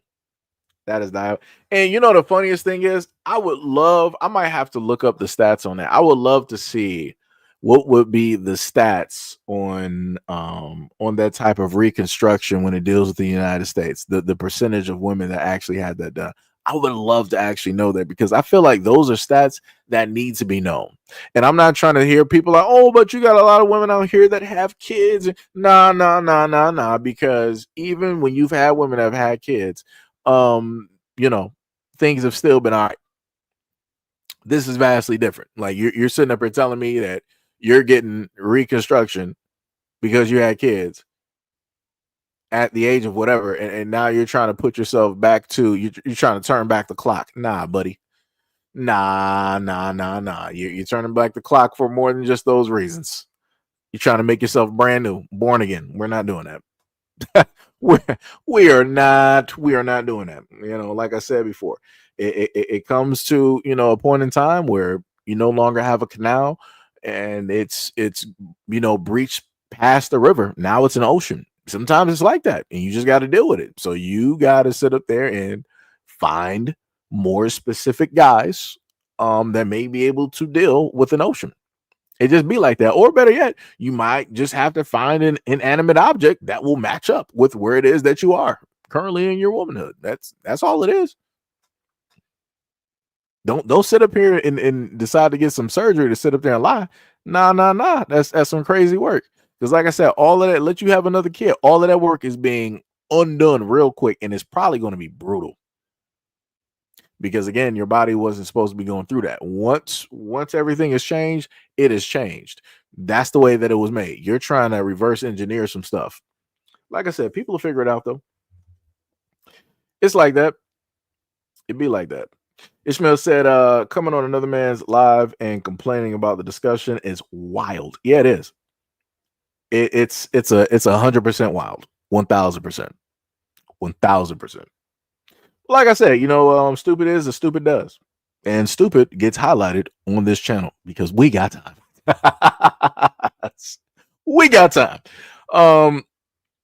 Dorsey said Maria had the procedure after she divorced her millionaire husband after she had 6 of her big-headed children, but everything was sagging and destroyed. Ooh, that's diabolical. That's crazy. Sam said, nah, it's supposed to go back when you exercise and eat healthy anyways. It breaks like that. It means you are doing some unnatural stuff. Yeah, be like that. Gail said, damn, Seji. Ouch. Wait, what you talking about? Yeah. What you mean? Ouch. What just happened? Seattle said, yo, chat, what is good? Nothing much. Just sitting up here talking. D Money said, Kegels can't fix everything. Yeah, that's true. They cannot. They can only do, so much. It can only do so much. But like I said, it'd be like that though. If only a lot of people would actually be honest, directly, with themselves and everything like that, things would be different. Sham says y'all here breaking hearts and feelings. No, I'm not. I mean, hey, look here, it'd be like that. Like I said, this is the way I sit up there and put it, right? Every man is not built for every woman, and every woman is not built for every man. That's how it works. That is how it works. Like I said, I've been with women who have had kids, and there was no problems there. There was no problems, no types of issues, no nothing like that. So I'm not sure, what specifically is happening or or taking place directly out here of the now time, of the now generation. Not sure what's happening or going on. Let me see what else we got. Rabbit said, I just finished watching Invincible, and The Asian girls really got the extraterrestrial Caucasians question if they want to be a colonized. It'd be like that. It'd be like that. What was it? What y'all say? They. Oh my goodness, Gail is hilarious. Obviously I can't post that one. Some women out here stretching longer than a dirt country road. Gail said you keep reminding me of different things. That's crazy work. It's crazy work. Sham said, LOL, y'all kept this conversation too grown for me.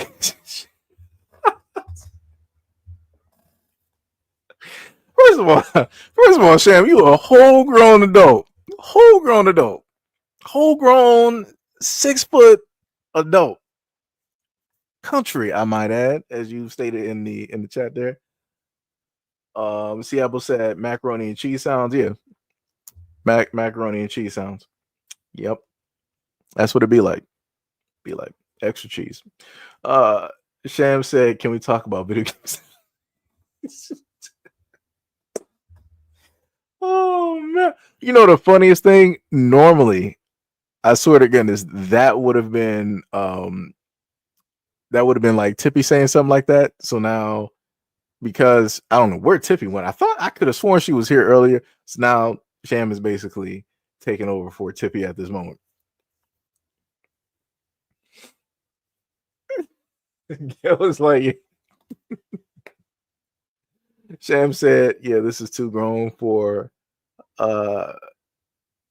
my chicken nugget and mac and cheese self. Oh my goodness. Sham's like, y'all got me over here blushing.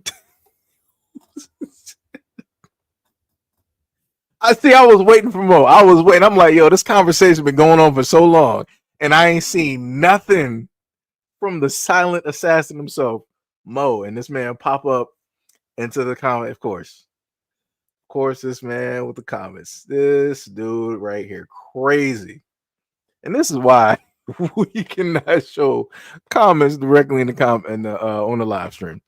Man, oh man. For a brief second, I'm like, yo, Mo was in here. Let me highlight. I'm like, Mo started up. I can't highlight that comment. Can't do it. Can't do it. Can't highlight that here. Seattle said, where is Mo? No, Mo is here. Well, it depends on what channel that you're looking on, but Mo is writing comments. Yeah. Can't highlight those. Let me tell you, can't highlight those. D Money said, throwing a tic tac down the hallway. That man crazy. Sham said, I'm still trying to figure out what a camel toe is. I'm scared to go. This is let me help you out. This is you got to just go to a just better yet, because you got your own cell phone. Just do it that way. That's how you do it. That's how you do it. You have a private browser. There you go. That's how you do it. Go incognito. That's how you do it. Matter of fact, Sham, you won't even have to do that. You could probably just look at some videos on TikTok of women working out, and you will see something that you should not be able to distinctly make out and see if somebody is working out the way that they say that they're trying to work out. Like I said, you got fields of women on TikTok doing this. Crazy work. Knowing the fact that you got young, impressionable minds directly out there, they want to show themselves for whatever reason. Crazy. Seattle said, free my boy Mo, he trapped in a box. Oh, that's crazy. That is crazy. Dorsey said, I got this one and I call it the wall, the plank. This man crazy. Let me tell you. Oh man.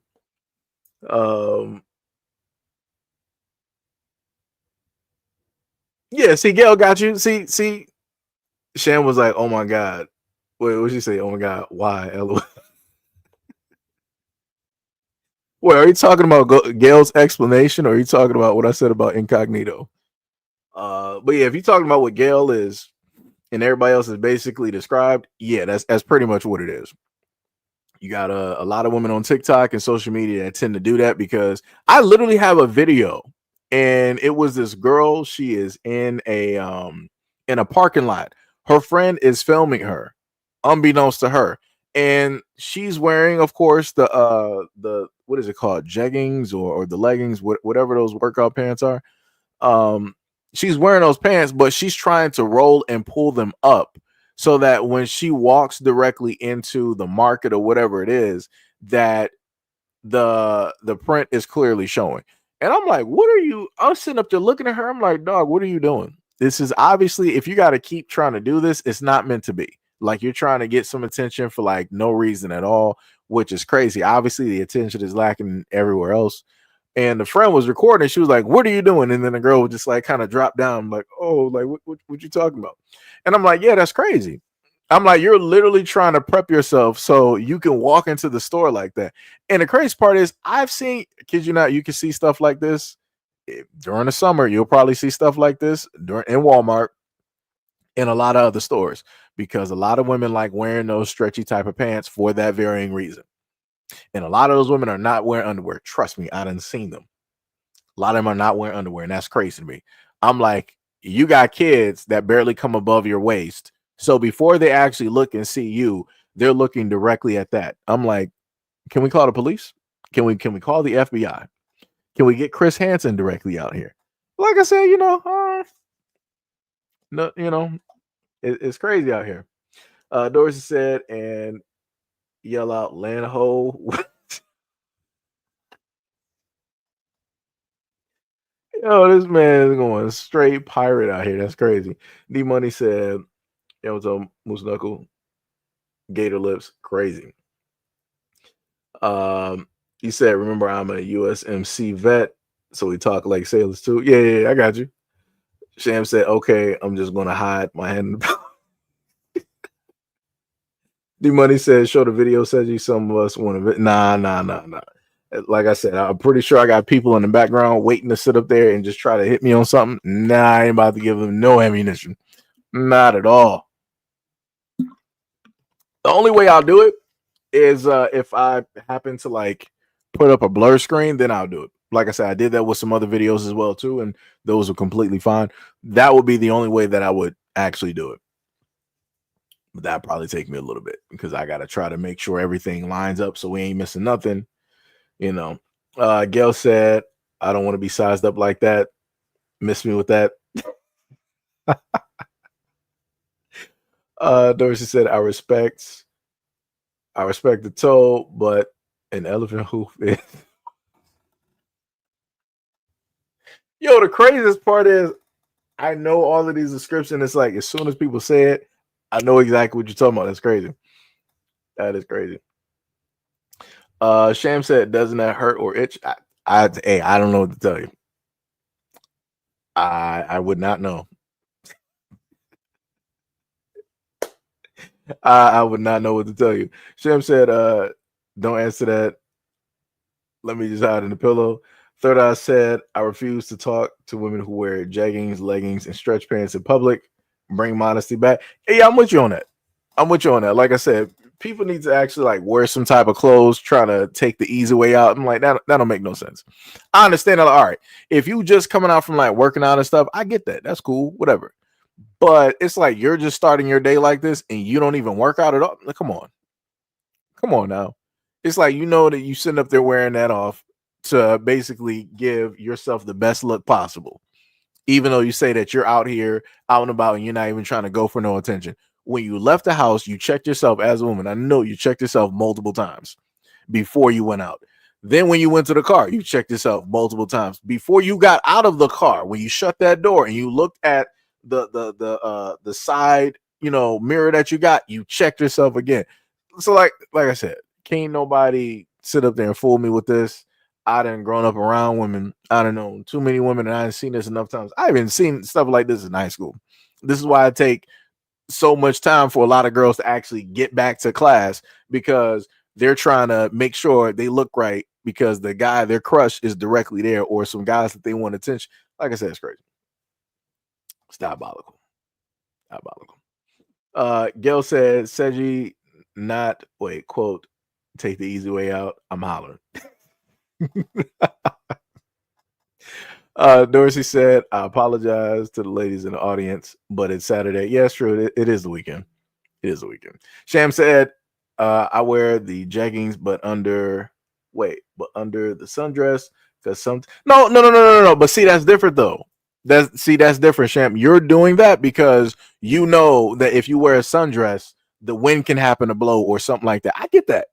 Trust me, that's 100% fine and dandy, and I respect that fully. I have a problem when you got women out here wearing these types of flimsy dresses and you know it's windy and you know anything can happen and you opt to not wear any type of like Spanx or something.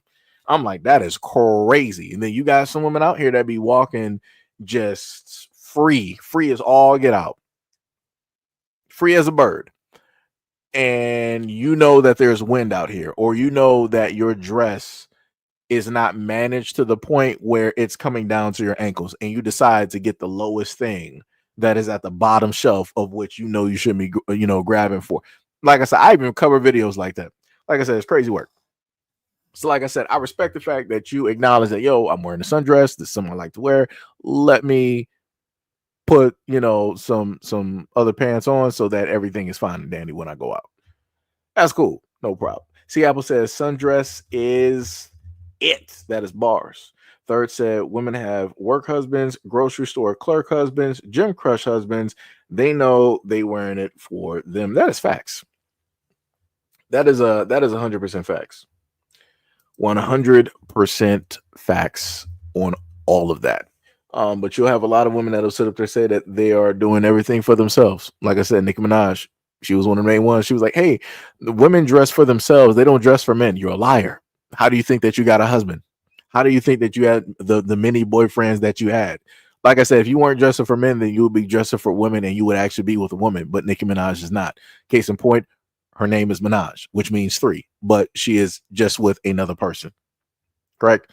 Like I said, people like to play games. They want to play these mixed signals.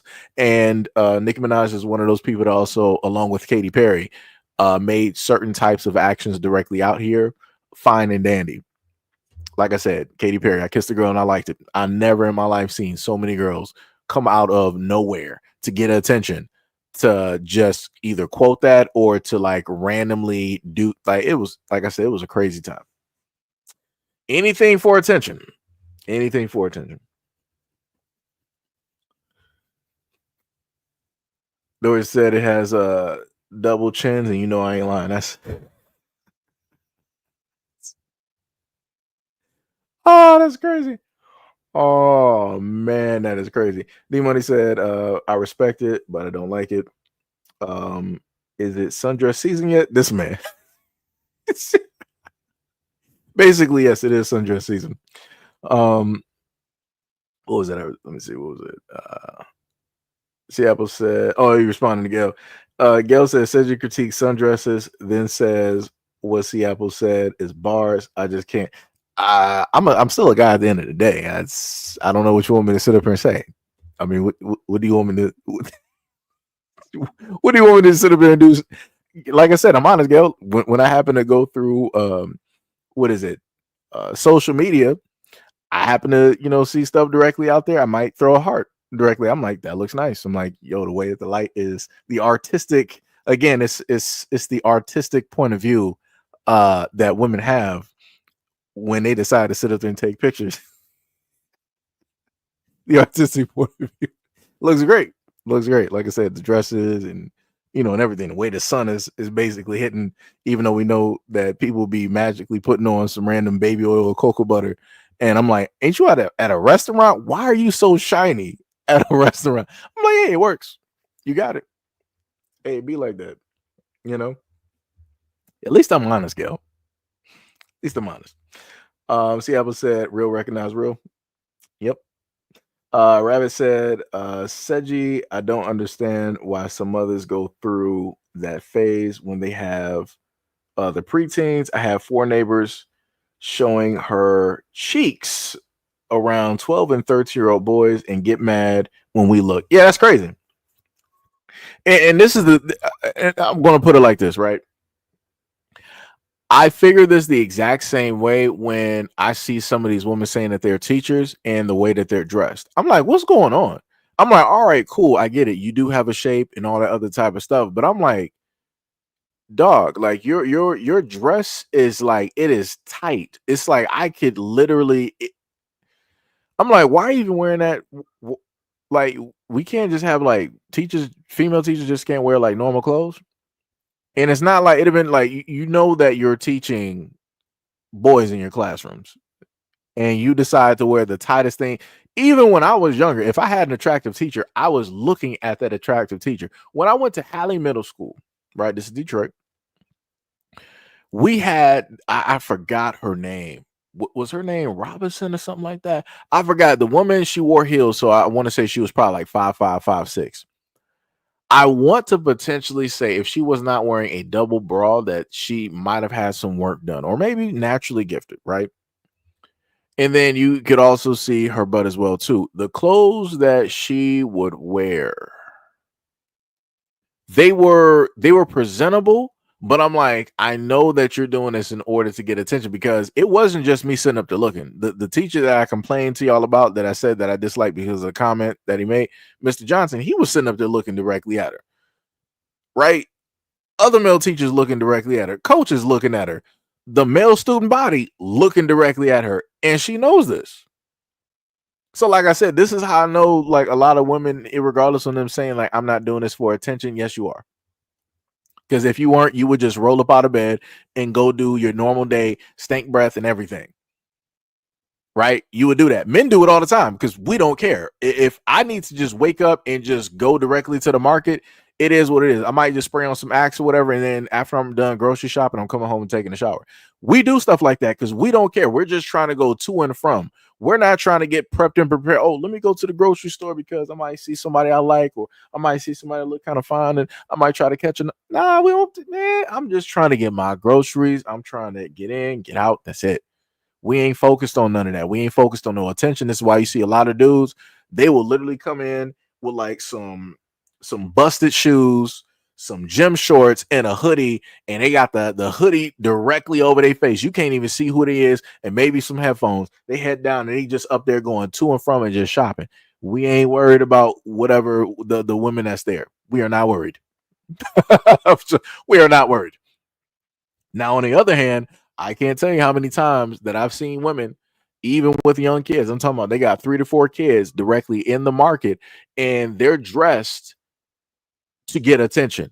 I'm talking about you got 3 little boys, but yet you wearing the tightest pants possible with the tightest shirt. I'm like, man, what are you doing? You got sons. What are you doing? I need you to do better. Like, what are you like? You're still out here shopping when you already have 3 bags. You got 3 sons, you got 3 bags. You don't need no more shopping. You need to stop. You just need to relax. But you know, it'd be like that. It's crazy. It's crazy. Let me go back up here. Let me see. Demon says Sandra season yet. Let me scroll down.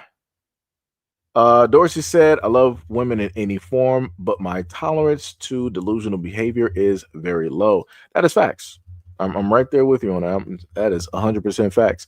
Third Eye said, I can't tell you how many females of various ages would come into the grocery store where I worked part-time during my college years, came in and tried to flirt with me. It'd be like that.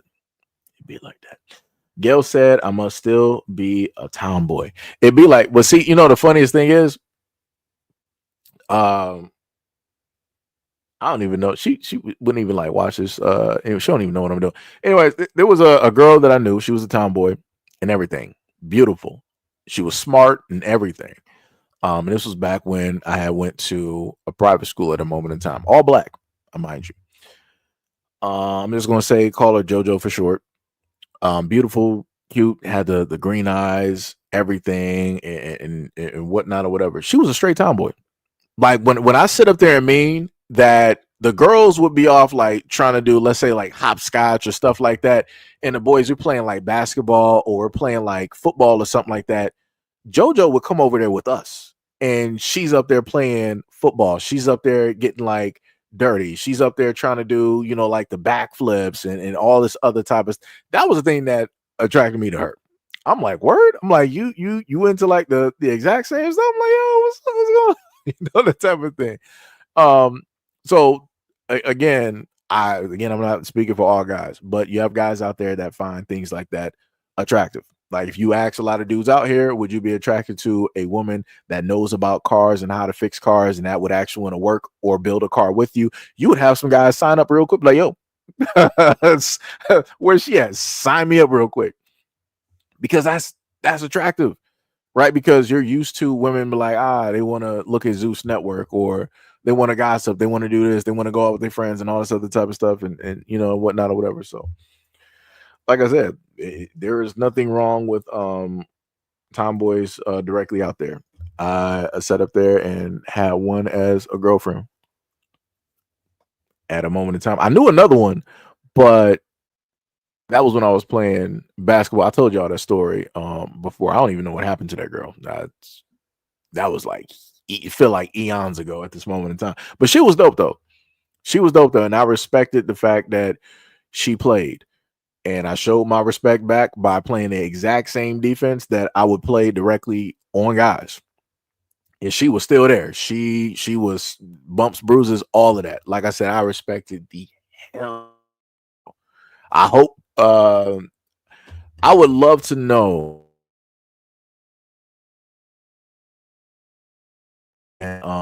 basketball. Because that would be dope. Because let me tell you, because if she did, I would sit up there and buy her jersey. I would be a fan. Like I said, I respect women out here that's interested in different things and don't be sitting up here crying. Like I respect that, like 1000%. Dorsey said, I dated a woman that was 6'2", 350 in Mississippi Delta. I loved her dearly, but I got tired of climbing over the 6-stack mattress and rolling downhill. It's crazy, diabolical. 6 stacks? That's crazy. Six stacks. I've never seen that. Now I seen two. I seen two. 6. I probably would have like broke a leg or something. That's crazy. Apple said, yo, even Studs can get this man crazy. You pulling that Kodak Black right now. Dorsey said, I loved her dearly. Shout out to Big Brenda. We're gonna give a shout out to Brenda. Not sure if she even knows what this channel is, but Mr. Dorsey is shouting you out. Aubrey said, isn't that what you wanted? I guess he's talking about Dorsey. Also said, that's how women are portrayed in America. Have you looked at the ads? Yeah, that's true. That is true. That's true. Again, shout out to the big girls. Big girls are beautiful. Like I said, I can't speak for all men directly out here because we always have the loud few that be like, no. I'm like, I don't got no time for that. Like I said, stick to the rivers and the lakes that you used to. And if you got guys out here that love women with weight, let it be that. You know. What else we got? Sham said, I don't know. It's a habit for me, but since a little kid, I brush my teeth 3 times a day, then bathe before bed. I dress when I go out, but at home it's jeans and a shirt. Oh, see, that's cool. That's pretty much normal. Yeah, it's the same thing that I would sit up there and tell people. Like for me, well, that's because I like shower though. You sit up there and take like 3 showers. I don't think that's a lot or problematic or also OCD-ish. I just like showers. Showers are dope. You know, just saying. So I figured that to pretty much be within the exact same realm. And the funniest thing, Shem, I was the type of person where I had a toothbrush in high school, had a toothbrush and mouthwash directly in my locker. Because you know how kids and everybody are, like everybody thinks that they breath don't stink, but when it's you, it's like, oh man, it's like this, that, and the third. I'm like, all right, cool, no problem. So this is what I'm going to do. But then once I had the mouthwash directly in my locker, I had other people like, oh, you got some mouthwash? Let me get some of that real quick. I'm like, dog, you killing my mouthwash. I'm like, what are you doing? I'm like, man, it's crazy. It's crazy. I needed everybody else to turn their locker into a CVS instead of just coming to mine. Crazy work out here. Dorsey said, and to the ones in the yoga pants or some gym shorts running around like Shannon Sharp with the man, that's crazy. With the man purse, that's crazy. Oh, you talking about the dudes? Yeah, I got you. Yeah, that'd be crazy. There's videos directly out there where you got dudes that want to sit up there and dress in Spider-Man, one pieces. And I'm just gonna leave it as that because I'm like, dog, what are you doing? I'm like, bro, there are obviously kids direct. I'm like, that's the type of stuff where people should be getting punched. I'm just saying. You should not be a grown man deciding that you want to walk out the house like that, knowing what's happening. Right? Like that's like you're doing too much. Like I said, the women are doing too much. You as a guy, like, dog, throw them in jail. You had some black dude on TikTok doing it. I'm like, dog, that's bro, you're disgusting. I'm like, what are you doing? I'm like, you need to be locked up. Like this ain't even funny. The dude walking around, he's like, yo, bro, like, why you laughing? Like, what's so funny? He's like, I don't even like, dog, go to jail. Somebody call the police. I'm not trying to hear that it's just a prank or whatnot. Like, yo, brother, that's crazy. That's crazy, dog. Because I promise you, that same dude, he wouldn't be trying to do that in Atlanta. I promise you that. He wouldn't be trying to go to San Francisco and try to do that either. He wouldn't be trying to do that in Tel Aviv. Like I said, it's crazy out here. It's crazy out here, man. Mo says something I find cold-blooded are the bras with the nipples built in. Yeah, that's crazy. I didn't even know that was a thing. That's some crazy. Rabbit said tight clothes is one thing, but wearing see-through clothes is a whole nother thing. I had a teacher wearing a sheer thin white pants with a thong underneath. We were 12. Yeah, I've seen women do that. And I'm just sitting up there looking. I'm like, so you didn't know that we were going to be able to see this in the light? You didn't know this? Like I understood this back in the 90s when that was like a thing where everybody was, not everybody, but when you had people doing that. I'm like, man, nobody's gonna tell me that they just don't know. You're not gonna tell me. It's crazy. See, Apple says, Seji, you lose the game but won the war. That's crazy. D Money said, let me get hands on a tall glass of water that has a jump shot or a mean jab. Yep.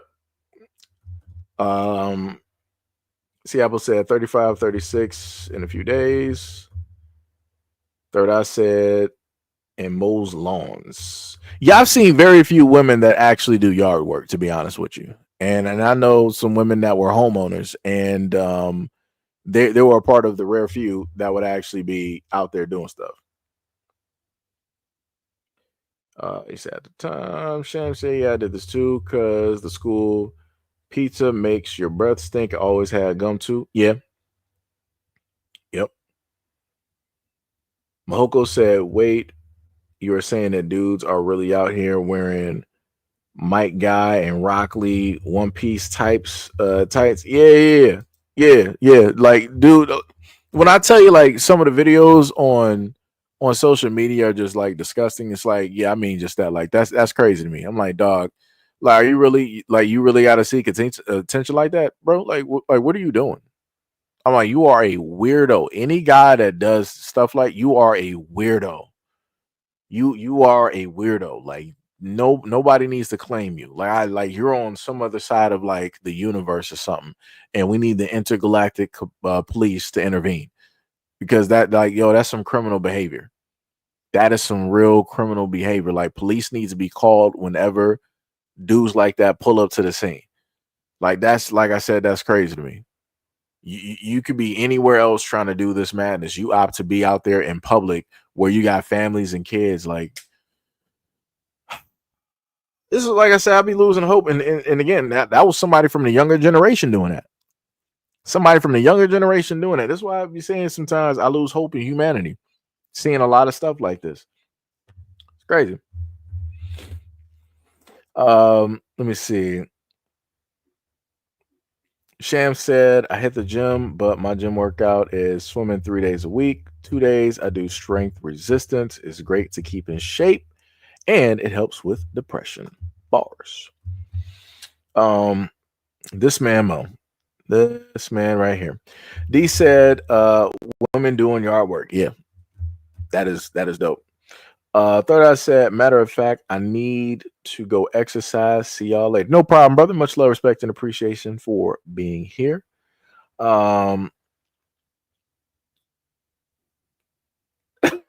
Snippet reading your comments. Oh my goodness. Oh my goodness. All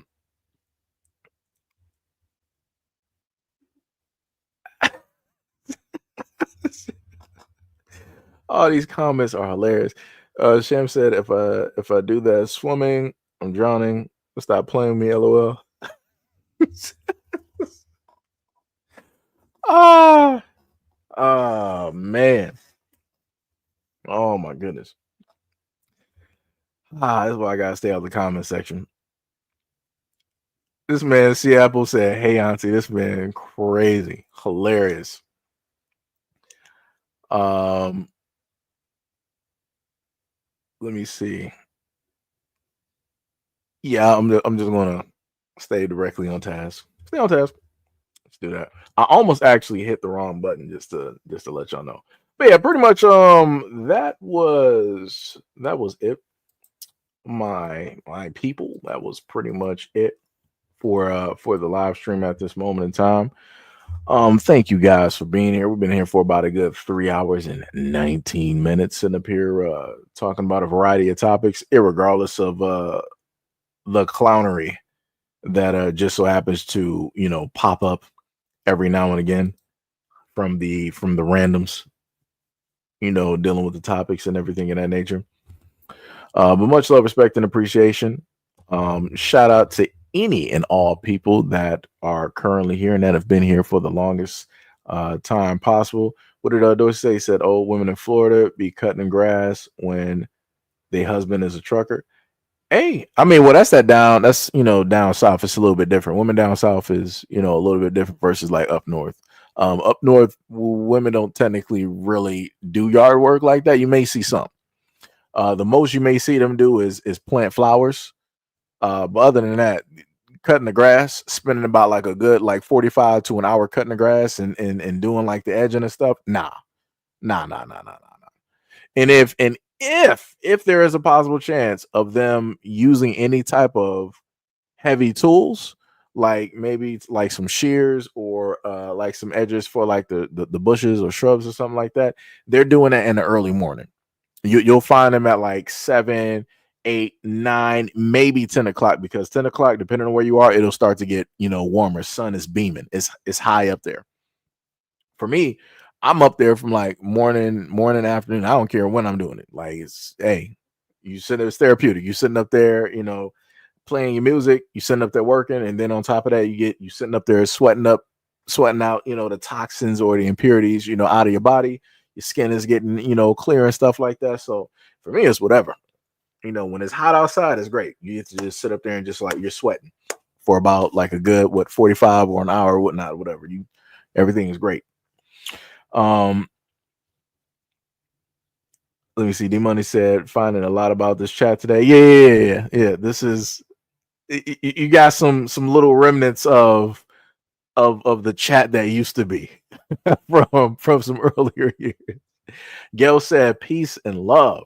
Sham said you playing a video game today? Yeah, I'll be on there. D said I enjoy your shows. It's like being on a group call. I appreciate you, brother. Hey, much love, respect, and appreciation. Again, you can also go directly to the Discord. It's not really as active as I would love it to be, but some people be there every now and again. Every now one of these days we'll get the Discord moving and different things like that. We'll get it going. D Money said I got to do some yard work tomorrow. I used to be hyped on doing yard work. Well, I also got paid for doing yard work, but I was also hyped. Well, I also did neighbors' yard work as well too. So I would edge and trim and and stuff like that as well too. Because shout out to my boy Chris and to the Thomases. I used to do the yard work directly over there. So like if Mr. Thomas, who is my boy Chris, his dad, if he was tired or whatnot, whatever, I would come through and I would, do like the yard, cut the grass and and stuff like that. that's what I would just so happen to do. I would also do the shoveling as well too. Like I said, for a lot of my friends, I respect, their fathers and and everything like that. And for me, I'm like, yo, you shouldn't be doing this. I'm like, you've been doing this for like, longer than I've been alive. So I'm like, yo, you take a rest. Let somebody else, handle the weight and, manage and pretty much do that. Sham said we almost had 2 tornadoes touch down the day we were playing and you had to go. I was praying so hard. Please don't touch down. See, I told you everything was going to work out, Sham. I told you. Gail said, yard work is the best workout ever. That's facts. That is facts. Dorsey said, I know I am a sick puppy, but I had a ball. Vogel said, thanks for the stream and stream ad, brother. Hey, no problem. Rabbit said, Seji, what makes us lose hope is the Gen Z black kids not knowing the history of the word. I've seen black YouTubers call black children that word. They're going to do it up until they mature and they realize the seriousness of it, and then only then will they go back on what they said and be like, you know what, I was wrong for doing that. So let me move better and all this other type of stuff. Trust me, I've seen it quite a few times with social media. Sham said, I saw 2 funnels forming in the sky, but they never came down. So I was thankful that my house was spared. Mo said, Seji, the landscaper, always getting that trim. This man. Dorsey said, they ride lawnmowers like go-karts in Florida. You see the lawnmower race, you remove the blade, makes a good tractor. Yeah, like the funniest thing is I always wanted one of those sitting lawnmowers or one of the standing ones, because that's how big the lawn that I had in Detroit was. Like back when we had the house, that's how big, because we were on 2 lots. And we had a large lawn in the back and we had a large lawn on the front. And whenever I was able to cut that, I would cut diamond patterns directly in it. And I would also edge it up. And I would literally see people, they would like slowly drive by and just look at like the lawn. And people would like compliment my grandmother when she was alive during the time, like, yo, your lawn looks nice. Who did your lawn? And all this other type of stuff. And she would let them know who did the lawn. And, that's how I would start to, do work at, around other people's houses and whatnot.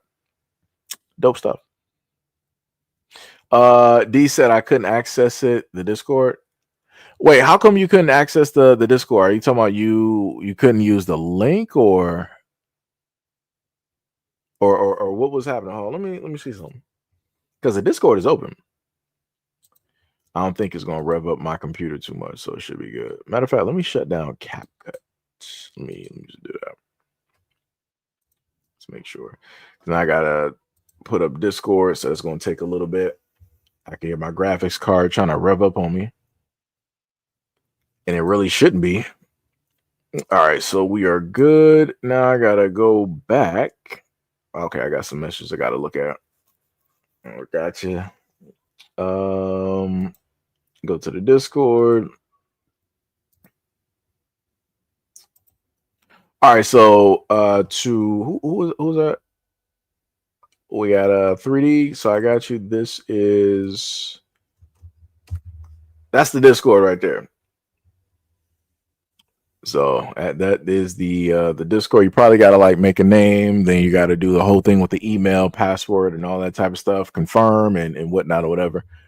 But yeah, it's pretty much it's empty. It's a barren land at this moment in time. So it'd be like that. that's the best way I can sit up and put it.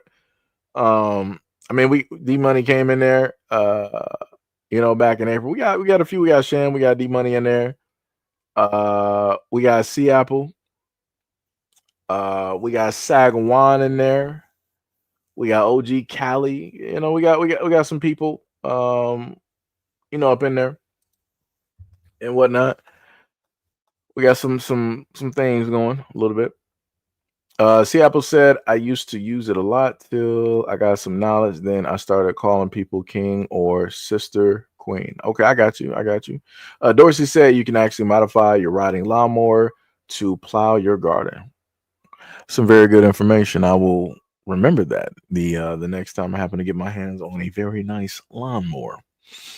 What was it? Oh, Gail sitting up there laughing at Mo. Yeah, that's crazy. D Money said Discord ain't a Diddy party yet, but one day.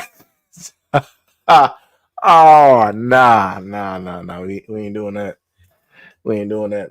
You ain't about to see me hemmed up in no court cases. We're nah, buddy. Nah, buddy. Maybe back in my day. No, I'm playing. But no, we're not doing it. No. We ain't doing it. Man. Then we got C Apple asking questions. That's diabolical. Let me tell you. But yeah, pretty much that was it, y'all. We've been going for about 3 hours, 31 minutes. Much love, respect, and appreciation. Shout out to all people that are still currently here at this moment in time, and to a lot of y'all that might just stumble upon the video if y'all make it this far. And shout out to anybody else, as D Money will say. Shout out to the regulars. Shout out to all of my mods. Shout out to anybody that is a member of the channel. Much love, respect, and appreciation. Shout out to all of my patrons and anybody that is donated by way of the live chat. Also donated by way of Cash App or anything like that. Much love, respect, and appreciation. I would not be able to do the things that I do every single day if it were not for people like you. So shout out to you guys. And again, like I said, I always love doing these live streams because I get to interact and talk directly with you guys. Sham was like, as long as you don't take white people, you good. Wait, huh? Wait, Sham, what does that even? Wait, what? I don't even know what that means. I don't even know what Sham is even saying right. That's crazy. Mo said, you gotta tell said, that's crazy. This man here. D Money said, what's your favorite brand of man? I can't even read these comments. I'm about to be out. It's like the moment of time that I start reading these comments, it just get worse and worse and worse. It's crazy. Diabolical work. Crazy work. Man, that is some crazy work out there, let me tell you. But I will happily say that I'm very proud of Gail, because normally Gail will be horrible in these chats. She has grown. She is a better person than previous years. I'm proud of you, Gail. Doing a great job. Stay the person you are.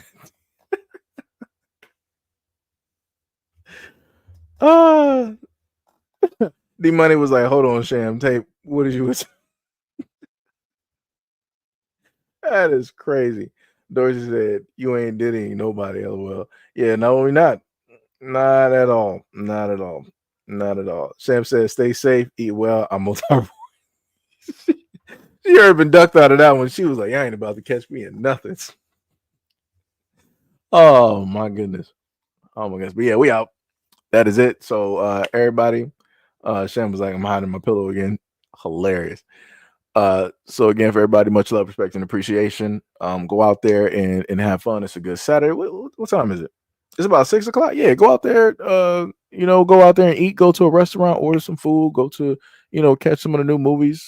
Directly out there. Get your feng shui in order. Hit a quick exercise, 1 or 2 or something like that, and enjoy your weekend.